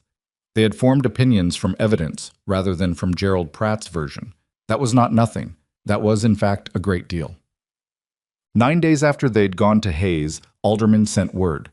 The bank had responded. The record showed that Gerald Pratt had drawn the second draft from an account that contained mixed funds. His personal money combined with what appeared to be deposits from land transactions that were themselves under question. The draft sent east had been logged not as a personal expense, but as a business transaction, categorized under a property account that was connected to a parcel he'd been selling in the territory for the past 2 years. He hadn't sent her travel money from his personal account. He'd moved it through a business account, a land account, and written it off as a property expense, which meant, in the legal arithmetic that Alderman and his court were now working through, that the money had never cleanly belonged to the arrangement with Evelyn at all. It had belonged to a set of transactions that was already being examined. The station records showed what she'd arrived with. Holt's statement showed the pattern. The letter's language showed ambiguity at best, and the bank records showed that the story Gerald Pratt had told about his own money wasn't the story the money told about itself. Caleb read the letter from Alderman's court, while Evelyn stood at the kitchen window, and when he finished reading it, he set it down on the table and was quiet for a long moment. Then he said, "It's not over. He'll push back." "I know," she said, "but it's turning." She looked at the garden. The onions. Clara Dawson's onions, standing clean and green in the late spring afternoon. "Yes," she said, "it's turning." She turned from the window and went to start supper, because the children and the ranch and the household did not pause for the turning of things. And she had learned in this life she was building, piece by piece, out of the broken pieces of the one she'd arrived with, that the work in front of you was always the right place to put your hands. The formal hearing was set for a Thursday. Alderman sent word through Sheriff Beaumont, who delivered the notice himself rather than sending the deputy, which Evelyn took as a sign that the sheriff had made up his own mind about something between the day he'd sat at their kitchen table and now. The notice said the hearing would be held in the Hayes courthouse, that Gerald Pratt had been formally summoned, that Warren Holt would be present to give testimony, and that Miss Evelyn Harper was requested to attend with all relevant correspondence and documentation. Caleb read it standing at the door, then handed it to her without comment. She read it twice. Then she folded it and put it with the letters in the tin. "Thursday?" she said. "4 days," he said. Neither of them said what they both understood, that 4 days was time for Gerald Pratt to do something. They had been watching for it, the countermove, the escalation, the thing a cornered man does when he realizes the floor is giving way. Pratt had been quiet since Alderman's court had sent word to Beaumont. Too quiet, in the way that certain silences are not peace but preparation. She found out what he'd been preparing on Monday evening, 2 days before the hearing. Mrs. Danforth came again, and this time there was no pie dish as pretext. She came directly and quickly, and her face when Evelyn opened the door told the story before her mouth did.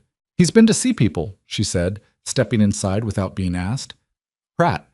He's been going around to the families who've bought land from him in the past 3 years, telling them that if his financial dealings come under examination, their purchases might be affected, that titles might be questioned, that they could lose what they paid for." Evelyn sat down slowly. "He's threatening them," she said. "He's warning them," Mrs. Danforth said, with the particular care of someone who understood the legal difference. "He's telling them that they have an interest in his reputation remaining intact." She twisted her hands together. "My husband bought 40 acres from Pratt 2 years ago. It's the east pasture. It's where we run the cattle." Evelyn looked at her. "I'm not here to tell you to stop," Mrs. Danforth said quickly. "I want you to understand that. I'm here because I think you should know what he's doing. Because if people start pulling back, if the witnesses get quiet because they're scared for their land, the hearing falls apart," Evelyn said. "Or gets complicated," Mrs. Danforth said, which is almost the same thing. After she left, Evelyn sat at the table for a long time without moving. The genius of what Pratt had done was that it didn't require direct threat. He hadn't told anyone to stay silent. He had simply reminded them that they had something to lose and let human nature do the rest. Every family in the county who'd bought land from him in the past few years was now doing arithmetic, their land on one side of the scale, Evelyn Harper's reputation on the other. And some of them were going to land on the side of their own 40 acres, because that was what people did when their children needed that pasture. She couldn't blame them. That was the worst of it. She couldn't even fully blame them. Caleb came in from the barn to find her still at the table. He looked at her face and pulled out the chair across from her and sat down without going for coffee first, which told her he understood it was that kind of conversation. She told him. He listened the way he always listened, completely still, eyes on her face, nothing moving in his expression until she was done. When she finished, he said, "Danforth's East Pasture." "Yes." "And the Kellermans. They bought 60 acres from Pratt the spring before last." He rubbed the back of his neck. "The Pikes. The Shaughnessy family south of town." He was running through it in his head. She could see it.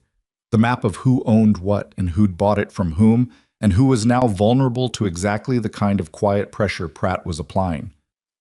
"How many families?" she asked. "In the county? Maybe 8 or 10 who bought from Pratt directly." He put his hands flat on the table. Some of them he sold clean. Some of them, based on what Holt said, might have titles that are messier than they look.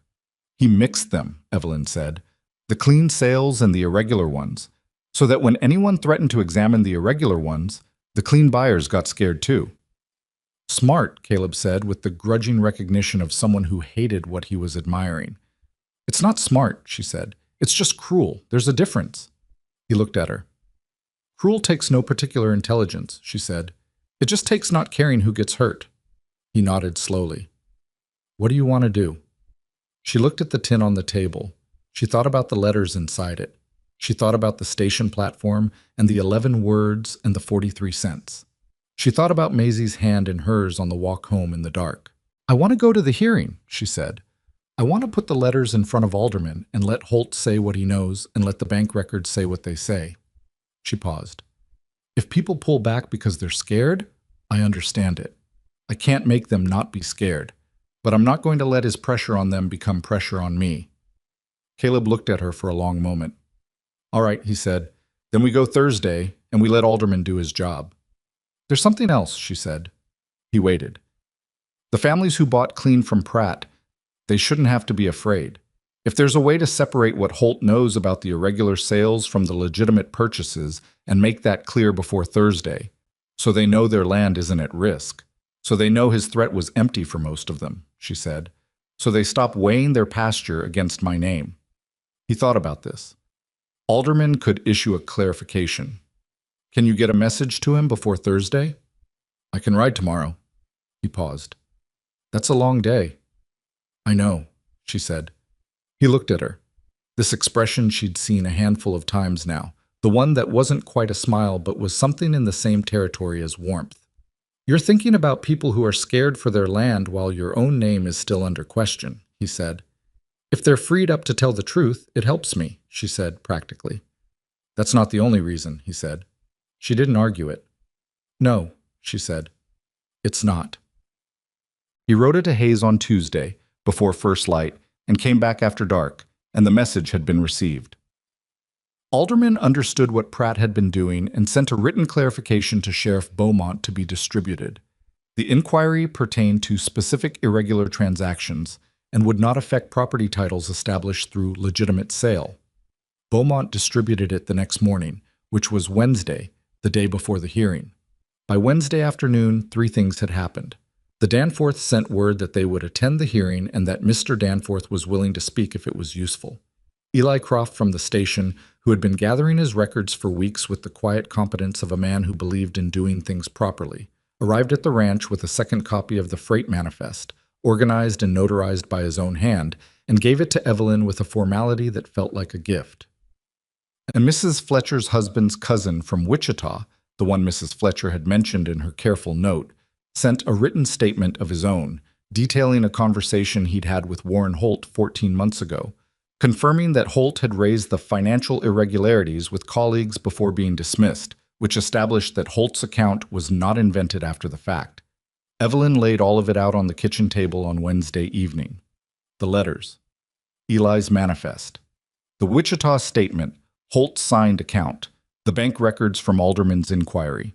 Caleb stood on the other side of the table and looked at it. "That's a good table," he said. She looked up. "Of evidence," he said. "It's a good table of evidence." She looked back down at it. It had taken 6 weeks. It had taken a station master who kept careful records, and a woman who returned pie dishes, and a dry goods wife with a precise mouth and a cousin in Wichita. It had taken a man who rode 2 towns over on cold mornings because he believed in straight things and couldn't walk past a crooked fence post. "I'm going to pack this very carefully tonight," she said. "I'll get the wagon ready for first light," he said.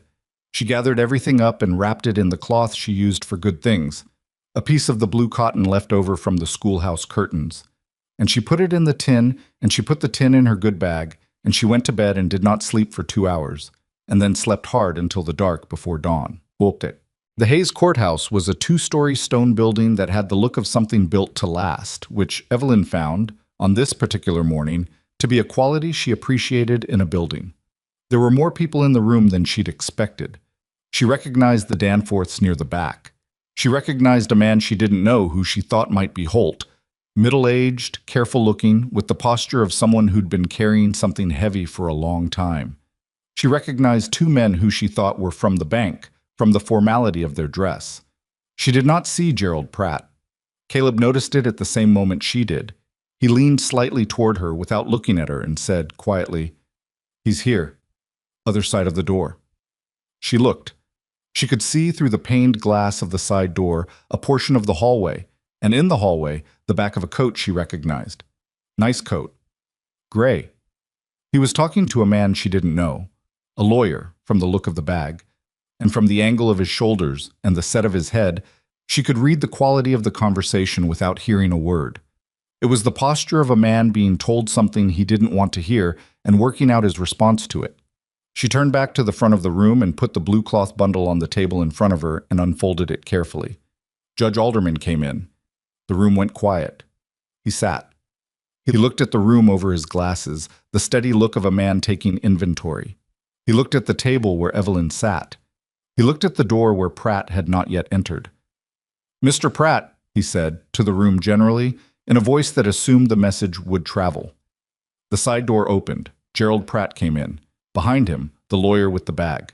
Pratt's face was composed in the way that faces are composed when the composition is deliberate, something actively managed rather than naturally resting. He sat across the room from Evelyn and looked at the front of the room and did not look at her. She looked at him for a moment, then looked at Alderman. It went for 2 hours. Holt testified first.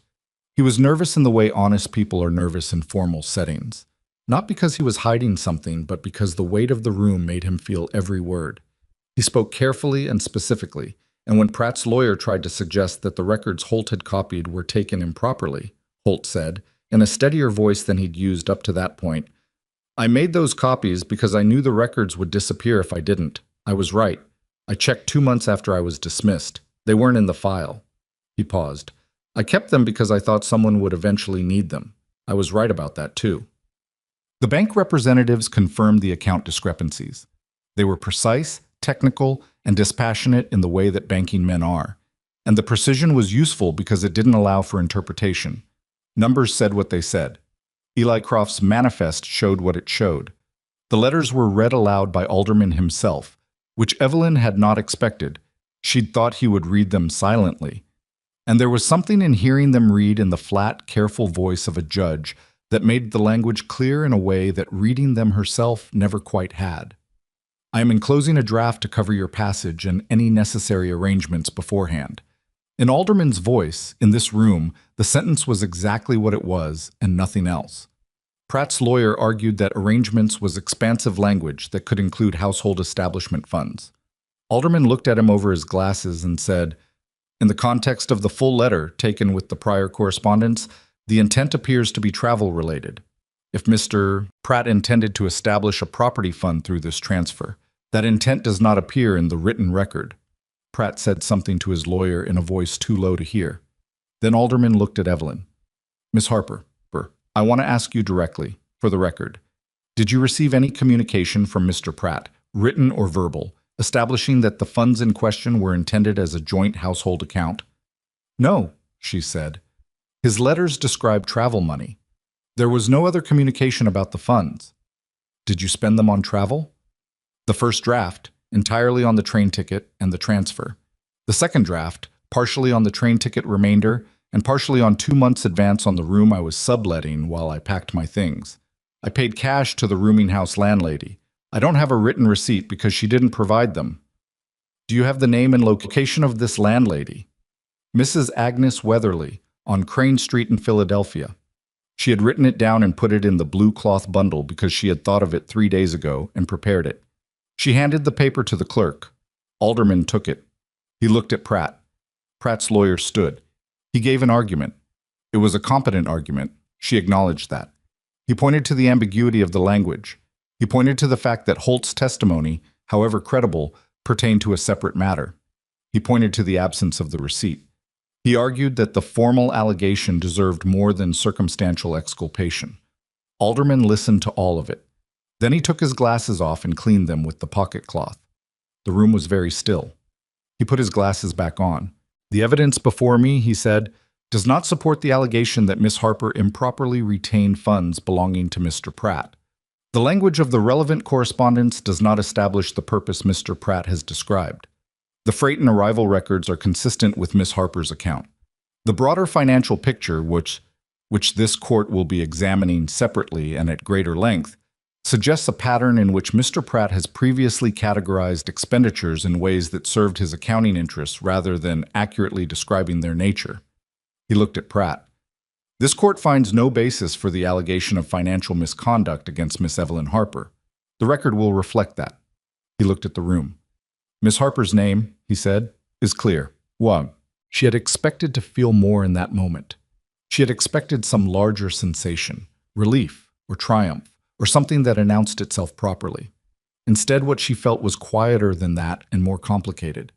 She felt the particular tiredness of someone who has been holding a thing up for weeks and has just been told they can put it down. She felt the strangeness of a long tension resolving. She felt, at the very back of all of it, something small and warm and real, like an ember that had been there the whole time, just waiting for the room to get quiet enough to notice it. Caleb put his hand briefly on her arm, just for a second.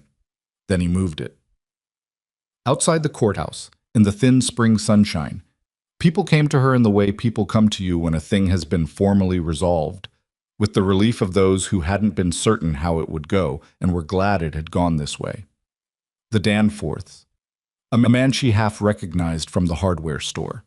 Holt, who shook her hand with the grip of someone who understood what it felt like to have told the truth under pressure and been believed.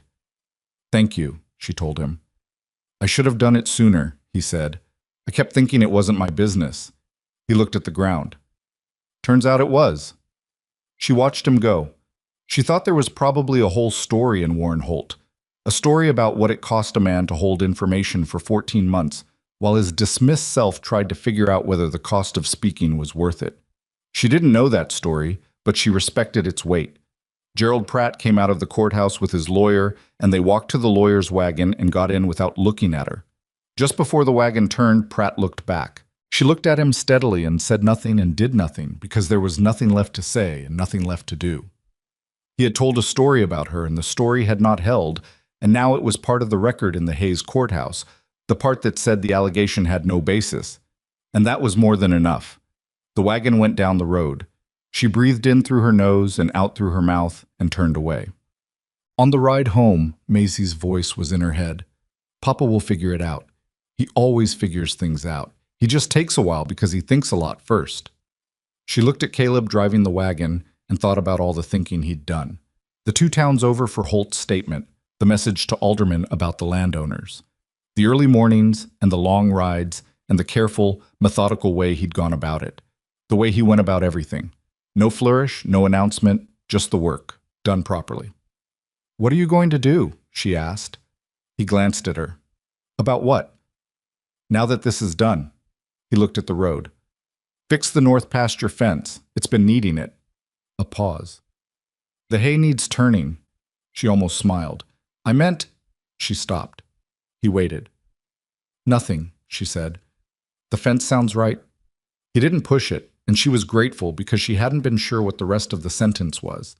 She was becoming aware, on the long drive back through the Kansas afternoon, of something that had been growing in her peripheral vision for weeks that she had not allowed herself to look at directly, and she was not sure she was ready to look at it directly yet. They were 2 miles from Millhaven when they heard the horse coming up fast behind them. Caleb pulled the wagon to the side without being told, and the rider came past them and then pulled up and turned, and it was Mrs. Hollis, pink in the face, on her mare, which surprised Evelyn considerably because Mrs. Hollis did not strike her as a woman who rode hard for anything she could walk to in a composed manner. I heard it came out right, Mrs. Hollis said, without preamble. It did, Caleb said. She looked at Evelyn. Her expression was doing something complicated.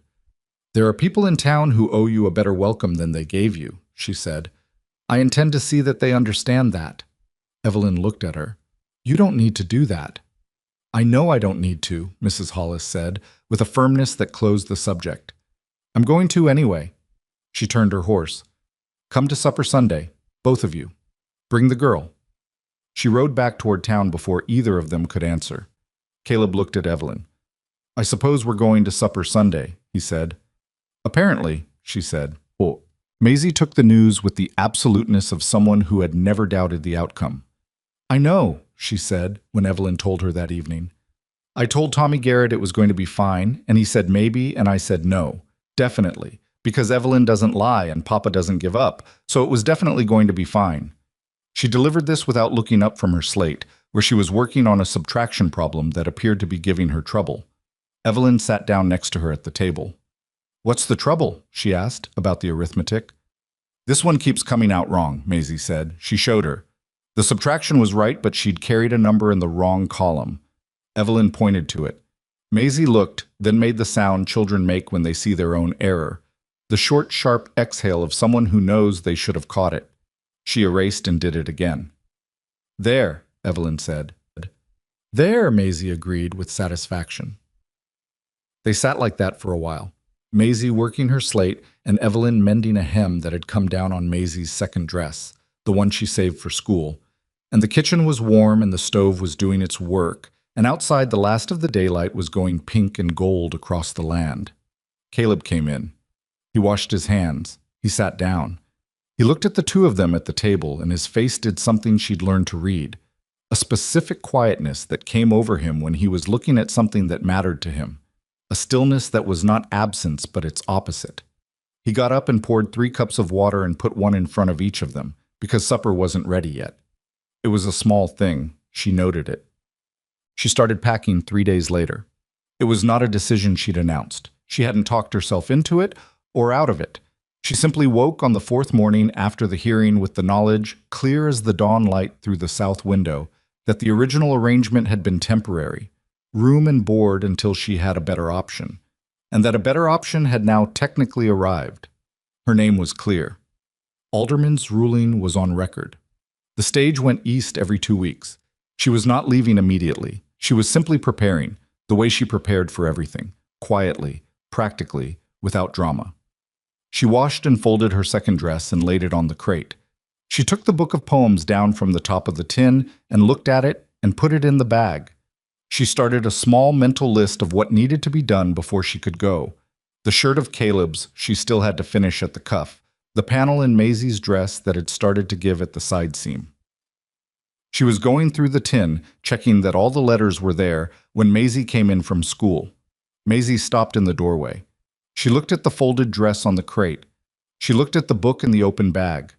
She looked at Evelyn's face. Children read things. People forgot that.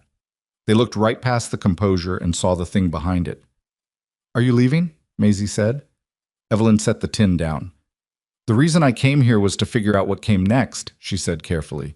Now that the legal matter is settled, it makes sense to think about what comes next. That's not an answer, Maisie said. Her voice was very flat. It was the voice she used when she was working hard not to use a different voice. I don't have a complete answer yet, Evelyn said. You can't leave, Maisie said. Maisie? Your room is yours, Maisie said. It was always your room. It was never a guest room. I put the nail in the wall for your dress before you came. After Papa said someone was going to stay, I put the nail in myself with a rock because I couldn't find the hammer, and I hit my thumb, but I didn't tell anyone because—" She stopped. Evelyn was very still. "You hit your thumb," she said. "It went purple," Maisie said, with the fury of someone reporting a sacrifice that had been made and should be recognized. "And I didn't say anything because I didn't want Papa to say it wasn't worth the trouble." Evelyn looked at the nail in the wall. She had always assumed it was old. She had thought it was where a hook had once been. She had thought exactly that. She remembered thinking exactly that on the first night. Maisie had put it there, with a rock, with a purple thumb that she'd hidden. Something in Evelyn's chest did something complicated and final, like a door that had been standing open for weeks, finally settling on its hinges. "Come here," she said. Maisie came to her and Evelyn put her arms around her, and Maisie held on with the grip of someone who was not going to let go first, who would outlast anything, who had decided this was hers and meant it completely. She didn't hear Caleb come in.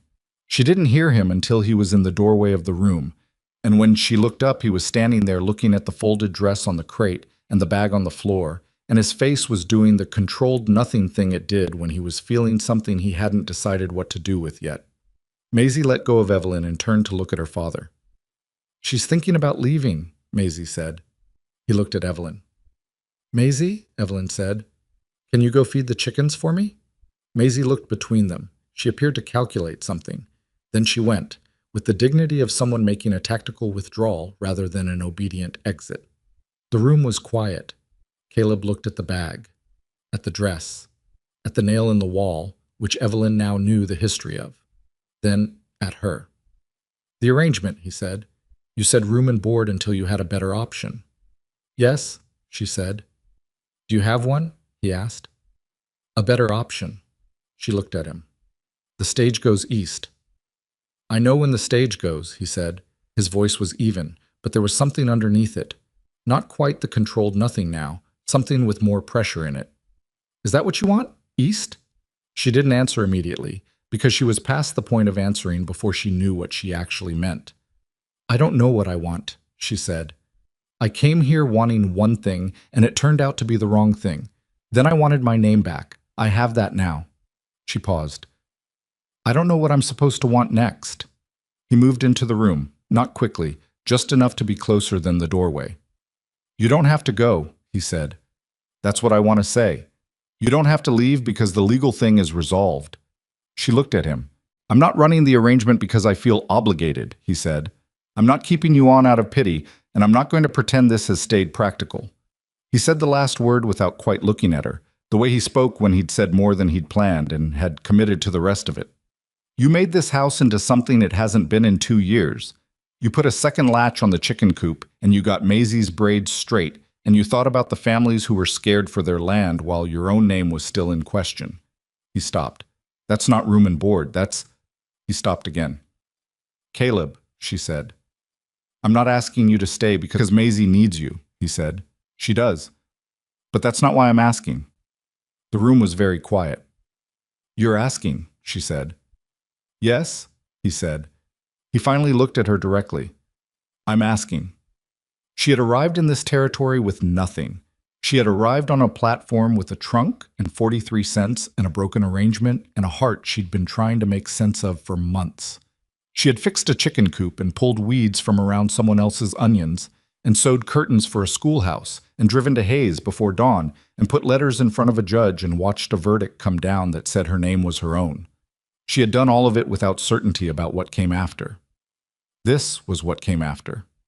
She looked at this man who drove wagons in silence and fixed fences without announcement and put cups of water in front of people without making anything of it, who had gone to find the truth for her before she'd asked him to, who said what he meant and meant what he said, and sometimes said more than he planned to and didn't walk it back.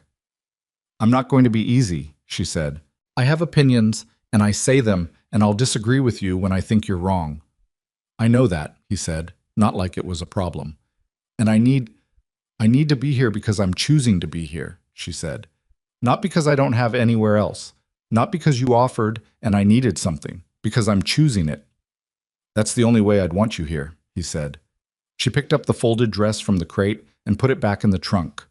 She unpacked the book of poems and put it back on top of the tin. She looked at the nail in the wall, Maisie's nail, put in with a rock, with a thumb that went purple. And she took her dress off the bag and hung it back on the nail. Caleb stood in the doorway of the room that had always been hers and watched her do it, and he didn't say anything, which was the right thing. "Tell Maisie the chickens can wait," she said finally. "Supper needs starting." He almost smiled. The real version this time, not the shadow of one. "I'll tell her," he said, and went to find his daughter.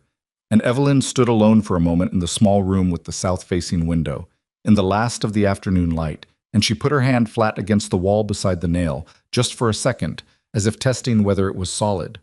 It was solid. She went to start supper. Supper that night was nothing special. Evelyn made salt pork and beans, the long-soaked kind, finally cooked through, and cornbread that came out better than the first time because she'd learned the stove's particular temperament by now, knew which side ran hot, and where to set the pan for an even bake. Maisie ate with the settled satisfaction of someone who had gotten what she wanted without having to fully name it, which was its own kind of victory. Caleb ate without comment. Outside the window, the Kansas evening did its slow thing, the light going from gold to rose to the particular deep blue that came just before full dark. Nobody talked much. That was all right. They had gotten to the point, the three of them, where silence at the table was not absence but presence, the comfortable kind that didn't need filling. After Maisie was in bed, Evelyn sat at the kitchen table with the tin open in front of her. She took out Gerald Pratt's letters one by one and read them, not looking for evidence this time, just reading them the way you read something when it's finally over and you want to understand what it actually was. They were not the letters of a villain. That was the thing she'd come to, slowly, in the weeks since the hearing. They were the letters of a man who was careless with people, who looked at people the way he looked at land, assessing their use, calculating their cost, and moving on when the calculation changed. He had written to her for 4 months with warmth that was real enough in the moment, but had no roots in it, no actual commitment underneath. He had sent money that served double purposes and told himself that was just efficiency. He had abandoned her with 11 words and told himself that was just practicality. The cruelest people in Evelyn's experience were rarely the ones who set out to destroy you. They were the ones who simply never thought about you hard enough to consider what they were doing. She put the letters back in the tin. She did not burn them this time. She put the lid on and set the tin on the crate in her room, in the back corner, and left it there. It belonged to the record of who she was and what had happened to her, and she was done being ashamed of any of it. She went to bed and slept without interruption, straight through to the gray of early morning, and when she woke, she lay for a moment and listened to the house around her. The particular sounds of a structure she knew now, the way it settled, where the board spoke underfoot, how the kitchen fire sounded different from her room than it did from anywhere else. And she felt the specific quality of being exactly where she was supposed to be, which was not something she had felt very many times in her life and which she intended to pay attention to. Quote, Gerald Pratt left Millhaven 6 weeks after the hearing. He did not announce it. He sold his southern property, at a loss from what people said, and settled what he could of the accounts under alderman's scrutiny and disappeared into the territory with the gray horse and the nice coat and whatever was left after the arithmetic worked itself out. The land scheme had not resulted in criminal charges. Alderman's court had determined that the irregularities, while clear, fell into a legal territory that was difficult to prosecute formally without a damaged party willing to press forward, and the families who'd bought from Pratt had mostly decided their titles were intact enough that they'd rather have the matter closed than reopened. Warren Holt, from 2 towns over, was said to have felt something between justice and disappointment about this, which was the feeling most honest people have when the world resolves things at partial credit. Evelyn heard about Pratt's departure from Mrs. Danforth, who heard it from her husband, who heard it from the man at the livery who'd seen the gray horse loaded into a transport wagon on a Tuesday morning. She received this information and sat with it for a minute. Then she said, "I hope the horse is all right. It was a good horse." Mrs. Danforth looked at her. "The man was something else," Evelyn said. "But the horse was innocent." Mrs. Danforth laughed, a genuine one, startled out of her. And then Evelyn laughed too, and it felt like something releasing, like the last of a tension she hadn't known she was still carrying. The summer came in fast and hot the way Kansas summers did, without apology. The ranch changed with it. Caleb hired a hand, a young man named Orrin, 16, from a family south of town, who had more boys than work. And with Orrin's help, the north pasture fence got fixed and the barn roof got patched, and the east section that had been leaning since before Evelyn arrived was finally set right. She watched Caleb show Orrin how to set a fence post, patient, specific, not unkind, and thought about what Maisie had said. He always figures things out. He just takes a while because he thinks a lot first. She was learning to recognize the thinking, the stillness before the action, the way he turned a problem without showing it, the way the answer, when it came, was always quieter than expected. She expanded the garden. She asked Caleb's permission first, which he gave with the expression of a man who knew the asking was a courtesy rather than a genuine request. She pulled the remaining weeds and turned the earth past the onion sets and put in tomatoes, squash, 3 rows of beans, and a long edge of herbs, useful ones, not decorative. And she worked the garden in the early mornings before the heat came on, in the specific peace of a person who has found the right hour for themselves. Clara Dawson's onions grew alongside all of it. Evelyn had decided sometime in spring that she would not pull them. They were part of the garden's history, and the garden was part of the ranch's history, and the ranch's history included a woman she'd never met who had planted things carefully and maintained them until she couldn't, and whose daughter had her voice and her stubbornness and possibly her habit of being absolutely certain about things she had no technical proof of. Evelyn tended Clara's onions the same as her own. It seemed like the right thing, too. Maisie turned 9 in July. They made a cake, Evelyn and Maisie together, which meant Evelyn baked and Maisie supervised with intense, occasionally contradictory opinions about every step. The icing was slightly uneven because Maisie had insisted on doing it herself, and Evelyn had let her, and it was the best cake Evelyn had ever been associated with because of it. Caleb gave Maisie a proper pocket knife, which made Maisie go briefly speechless with joy before recovering and immediately beginning to think of things to carve. Mrs. Hollis came with her husband and brought a new ribbon for Maisie's braids, and stayed for 2 hours and talked to Evelyn about the schoolhouse and whether the community could raise enough to add a second room by fall. The Danforths sent a jar of their honey. Even Mrs. Fletcher appeared briefly, with a small wrapped package that turned out to be a copy of a natural history book, which Maisie received with the pure pleasure of a child who genuinely loved to know things. Evelyn stood at the edge of the porch that evening, watching the last of the birthday afternoon wind down. Maisie on the fence post trying to get the cat with no name to let her carve something near it. Caleb talking to Mr. Hollis about the fall harvest. And she had the sensation she'd had a handful of times now, the one she'd learned to recognize. The feeling of a life that was actually hers, actually real, not borrowed or temporary or contingent on some arrangement holding. She had not planned for this. She had planned for Philadelphia, for a train ticket, for a man who sent letters. None of that had gone according to plan, and the thing that had come from the wreckage of the plan was standing here, on this porch, watching a girl try to convince a cat to hold still. That was worth thinking about. She thought about it. Caleb asked her in August. It was not a grand occasion. They were in the barn, she had come to tell him. Supper was close to ready and found him sitting on the hay bale where she'd once sat down suddenly when her legs decided to, reading a letter that had arrived that afternoon from Alderman's Court, a final disposition of the remaining financial questions. He'd handed it to her without comment, and she'd read it, and it was what they'd expected. The matter formally closed, the record settled. She handed it back. He folded it and put it in his coat pocket and looked at his hands for a moment. "I've been thinking," he said. She waited. She had learned to wait for him. He thought a lot first, and then he said the thing. And the thing was always exactly what he meant, and it was worth the wait. "I've been thinking about the arrangement," he said. "The original one." "It wasn't much of an arrangement," she said. "You said one night, then you said until she had a better option. You stayed past both of those." "I did," she said. He looked up at her. "I want to make a different arrangement. A permanent one." He said it simply, without theater, without the borrowed language of formal occasions. "I want you to stay. Not as a housekeeper. Not as help with Maisie. As the permanent version." He stopped. "I'm not good at this part." "You're doing fine," she said. "I want to marry you," he said.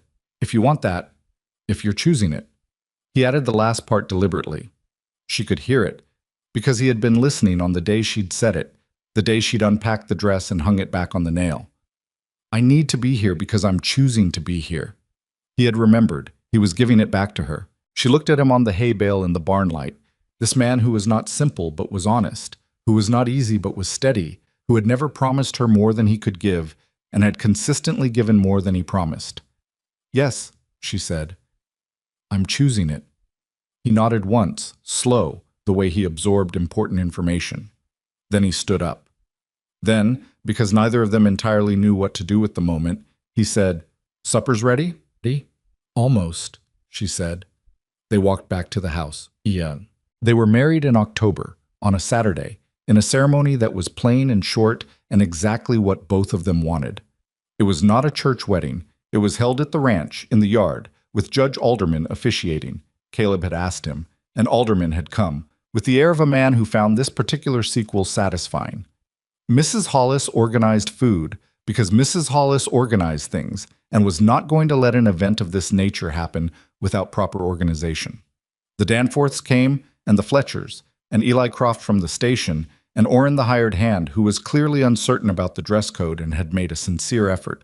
A few other families from the surrounding land, people Evelyn had come to know in the ordinary way of communities, through borrowed tools and shared harvests and conversations at the general store. Maisie wore the dress with the repaired side seam and a ribbon in her braids, and stood next to Evelyn during the ceremony with the air of someone who had arranged this entire situation and was satisfied with how it had turned out. Caleb wore his good coat. He had ironed it himself, which she knew because she'd seen him doing it, which she pretended not to have seen because he would have been embarrassed.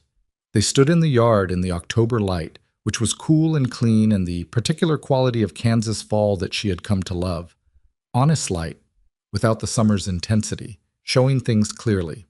Alderman read what needed to be read. They said what needed to be said.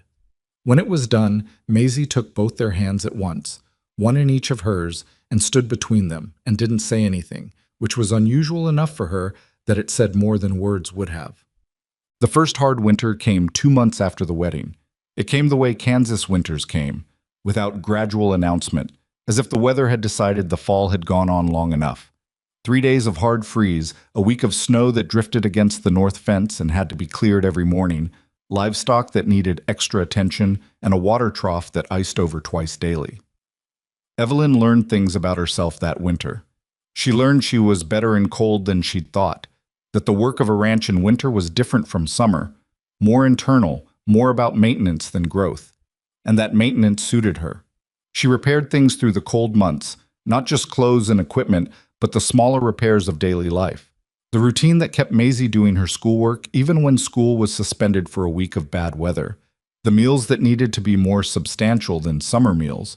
The specific management of a household that kept 3 people warm and fed and sane when the world outside the walls was doing its worst. Caleb worked the winter the same way he worked everything, steadily, without complaint, with a thorough attention to what needed doing. There were mornings she woke to find he'd already been out and back and the water trough was cleared and the horses fed, and he was on his second cup of coffee before she'd come out of the bedroom. There were evenings she fell asleep at the table over mending and woke to find a blanket put over her shoulders. The lamp turned low. He did not make a thing of these gestures. That was the point of them, she thought, during those cold months, about what it meant to be chosen by someone who was not romantic about the choosing, who saw you clearly, who knew your impatience and your opinions and your habit of pressing your thumbnail into your palm when you were working not to feel something, and chose you anyway, specifically, not the idea of you. She had spent a long time before Kansas trying to find the place where she fit. She had looked for it in practicality, in arrangements, in advertisements and periodicals, in the logic of matching her skills to someone else's needs. She had thought belonging was something you applied for, something with terms. What she understood now was that belonging wasn't a contract. It wasn't a fair exchange or a practical arrangement or something you earned by being useful enough. It was something that happened between people who kept choosing each other past the point where it was convenient, past the point where the arrangement made obvious sense, past the point of easy exits. Caleb had chosen her when the easiest thing was to let her go. She had chosen to stay when staying wasn't yet safe. Maisie had put a nail in the wall with a rock and a purple thumb before Evelyn had even said yes to supper. That was how belonging actually worked. It was a verb, not a condition. It was something you kept doing. Spring came back with the particular extravagance of things that have been held back too long.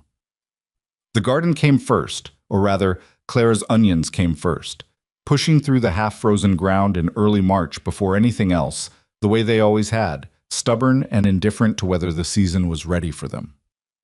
Evelyn saw them from the kitchen window on a gray Tuesday morning and felt the same thing she'd felt the first time she'd noticed them, that first March. A recognition, a sense of something continuous and reliable in the middle of everything that changed. She was in the garden pulling the first weeds of the year, cold work, the ground still stiff, when Maisie came home from school and came straight out to her without going inside first. "Miss Perkins says there might be a second schoolroom in fall," Maisie announced. "I heard that might happen," Evelyn said, without looking up from the weeding. "She says someone spoke to the county about it."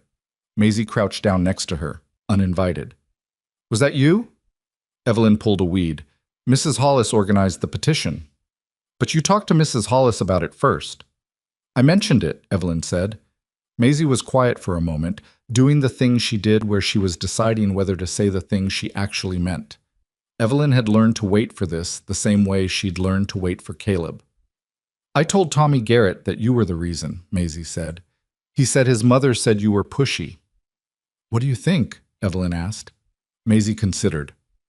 "I think pushing is the right word when the thing needs to move and nobody else is pushing," she said, with the authority of someone who had worked this out carefully.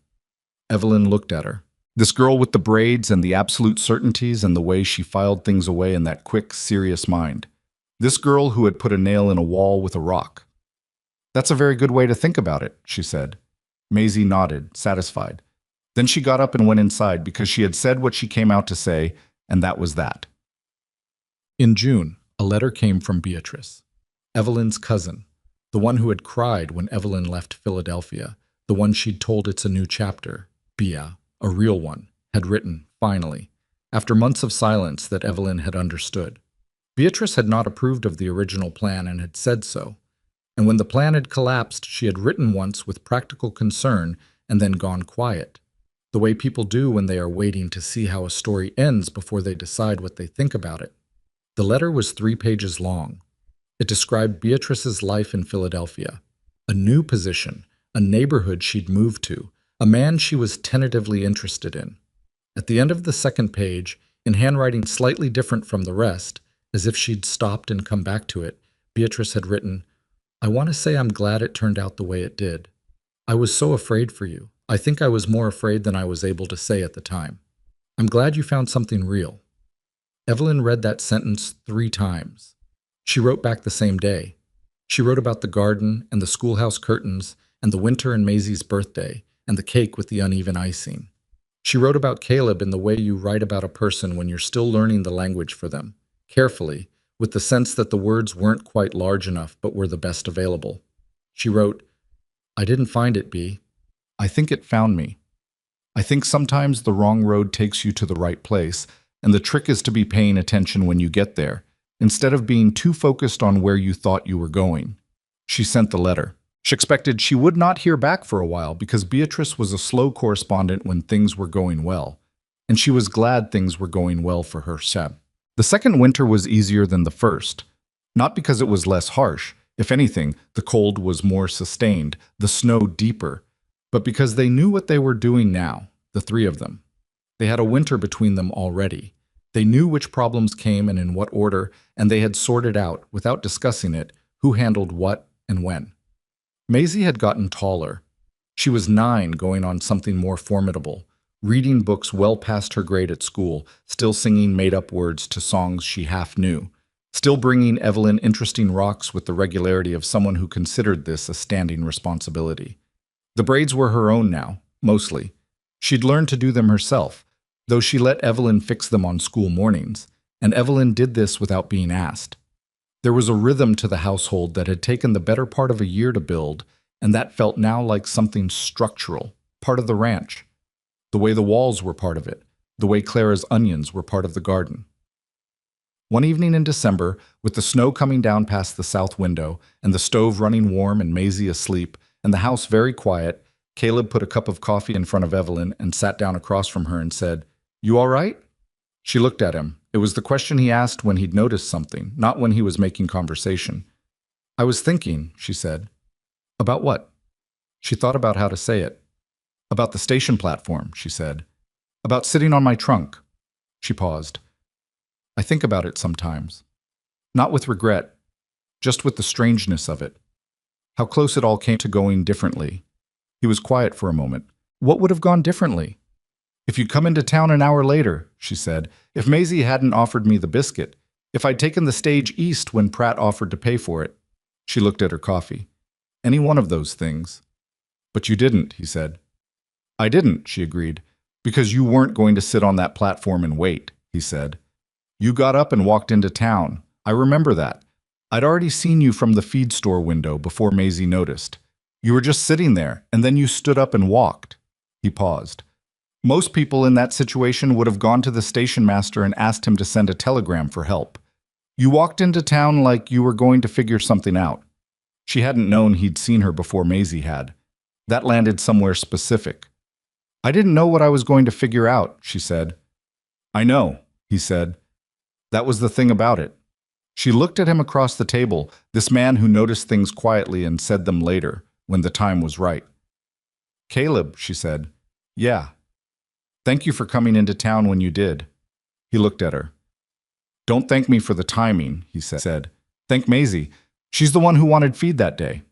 She smiled. He almost smiled back. The snow came down past the window and the stove did its work, and the house held the way it had learned to hold through whatever came at it. There is a thing that people say about broken starts, that they mean something was wrong from the beginning, that the fracture was always there, that some things simply cannot be made right. Evelyn had believed a version of this, in the worst of her first weeks in Mill Haven. She had thought that arriving abandoned, arriving wronged, arriving with nothing, meant she had come in too damaged for anything sound to be built from it. She understood now that this was wrong. Not naively wrong, not wrong the way wishful thinking is wrong. Wrong in the specific way that a theory is wrong when the evidence doesn't support it. The evidence of her life, assembled, the chicken coop latch, the schoolhouse curtains, the station records in Eli Croft's handwriting, the nail in the wall, the cake with the uneven icing, the onions coming up every spring, said something different. It said that broken starts were still starts. It said that what mattered was not the condition of your arrival, but what you did when you got to your feet. She had gotten to her feet. She had kept getting to her feet. That was not a virtue, exactly. She had not chosen it out of nobility. She had done it because the alternative was sitting on a trunk on a platform and waiting for something that was not coming, and she had never been capable of that. But the getting up had mattered. The walking into town had mattered. And the willingness to climb into a stranger's wagon and say, I know how to use a stove. That had mattered most of all, because it was the moment she had offered something real instead of waiting to receive something, and the whole life that followed had come from that. She did not think about Gerald Pratt very often. When she did, she thought of him the way she thought of bad weather, not with hate, not with particular feeling, just with the recognition that it had happened and that it had passed and that the ground was still there underneath, solid and workable.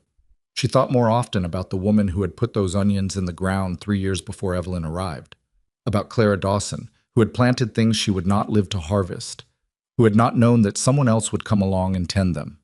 There was something in that worth sitting with, the idea that what you build and tend can outlast you, can matter to someone you'll never meet, can keep growing in ground you no longer walk. Evelyn intended to be that kind of person. Not perfect, not finished, not smooth, but the kind whose work held, the kind who put nails in walls and tended other people's onions and showed up for the truth even when it was inconvenient and said yes to the right question when it finally came.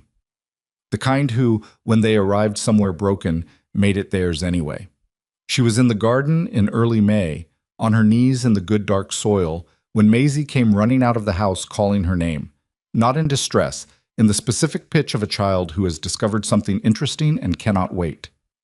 There's a letter, Maisie said, skidding to a stop at the garden edge. From Philadelphia, from your cousin. Evelyn sat back on her heels and took off her garden gloves. Bring it here. Maisie brought it and then stood beside her while she opened it, reading over her shoulder with the total absence of privacy consciousness that was one of her defining traits. Beatrice had written 4 pages this time. On the 3rd page, I think I might visit, if you'd have me. I want to see what Kansas looks like when it's real, and not just in someone's letters. Evelyn read it twice. She looked at the garden around her, the rows, the herbs along the edge, Clara's onions standing reliable as always in their corner. "Who's Beatrice?" Maisie asked. "My cousin," Evelyn said. "She might come visit." Maisie absorbed this. "Does she like animals?" "I don't know. I'll have to ask." "She should like animals," Maisie said firmly, the way she said most things. "Or she'll have trouble with the cat." Evelyn folded the letter. "The cat doesn't like anyone." "The cat likes you," Maisie said. "It sat on your foot last Tuesday." "It was cold," Evelyn said. "Still counts," Maisie said, and went back inside because she had delivered the letter and rendered her judgment, and that was all the garden required of her. Evelyn stayed on her knees in the soil for another minute. The morning was warm and clear, the sky the particular open blue that made Kansas sky different from any other sky she'd known. Bigger, somehow, or just more honestly itself, without anything to hide behind. Caleb was at the north fence. She could see him at the edge of her vision, moving along the line of posts, checking, fixing what needed fixing. He would do this, and then he would come in for the noon meal, and she would have it ready because she would have worked her timing around his without either of them having to say so, the way the days had arranged themselves now into a pattern that ran on a shared sense of what needed doing and when. She put her gloves back on and went back to the weeding. The onions grew. The sun moved across the Kansas sky the way it always had, indifferent and steady and entirely without opinion about what happened underneath it. And Evelyn Harper, who had arrived with 43 cents and a broken promise and sat on a trunk on a platform in a town she'd never heard of, who had fixed a chicken coop and faced a judge and hung blue curtains in a schoolhouse and put a dress on a nail put there by a child with a purple thumb, kept her hands in the good dark earth and kept working because the work was hers, and the land was hers, and the life was hers, and she had chosen all of it, and it was enough.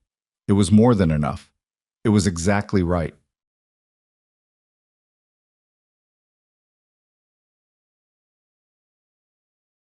You're an ambivert? Okay, yeah. I got confused because I thought I was an ambivert for so long, and it was just my autistic side, or just like my neurodivergence when I'm unable to, like, I'm overstimulated. I think that's the best way to put it. When I'm overstimulated, I have to get the fuck out soon. And I thought, I was like, wait a second, am I an introvert now? I was like, no, I'm not an introvert. It's just I just can't be around, like, I will hit a wall, like I'm done for the night. And that comes across as like as potential introvertedness, or at least how I've like felt, at least, that makes any sense. So I think it just depends on what's going on.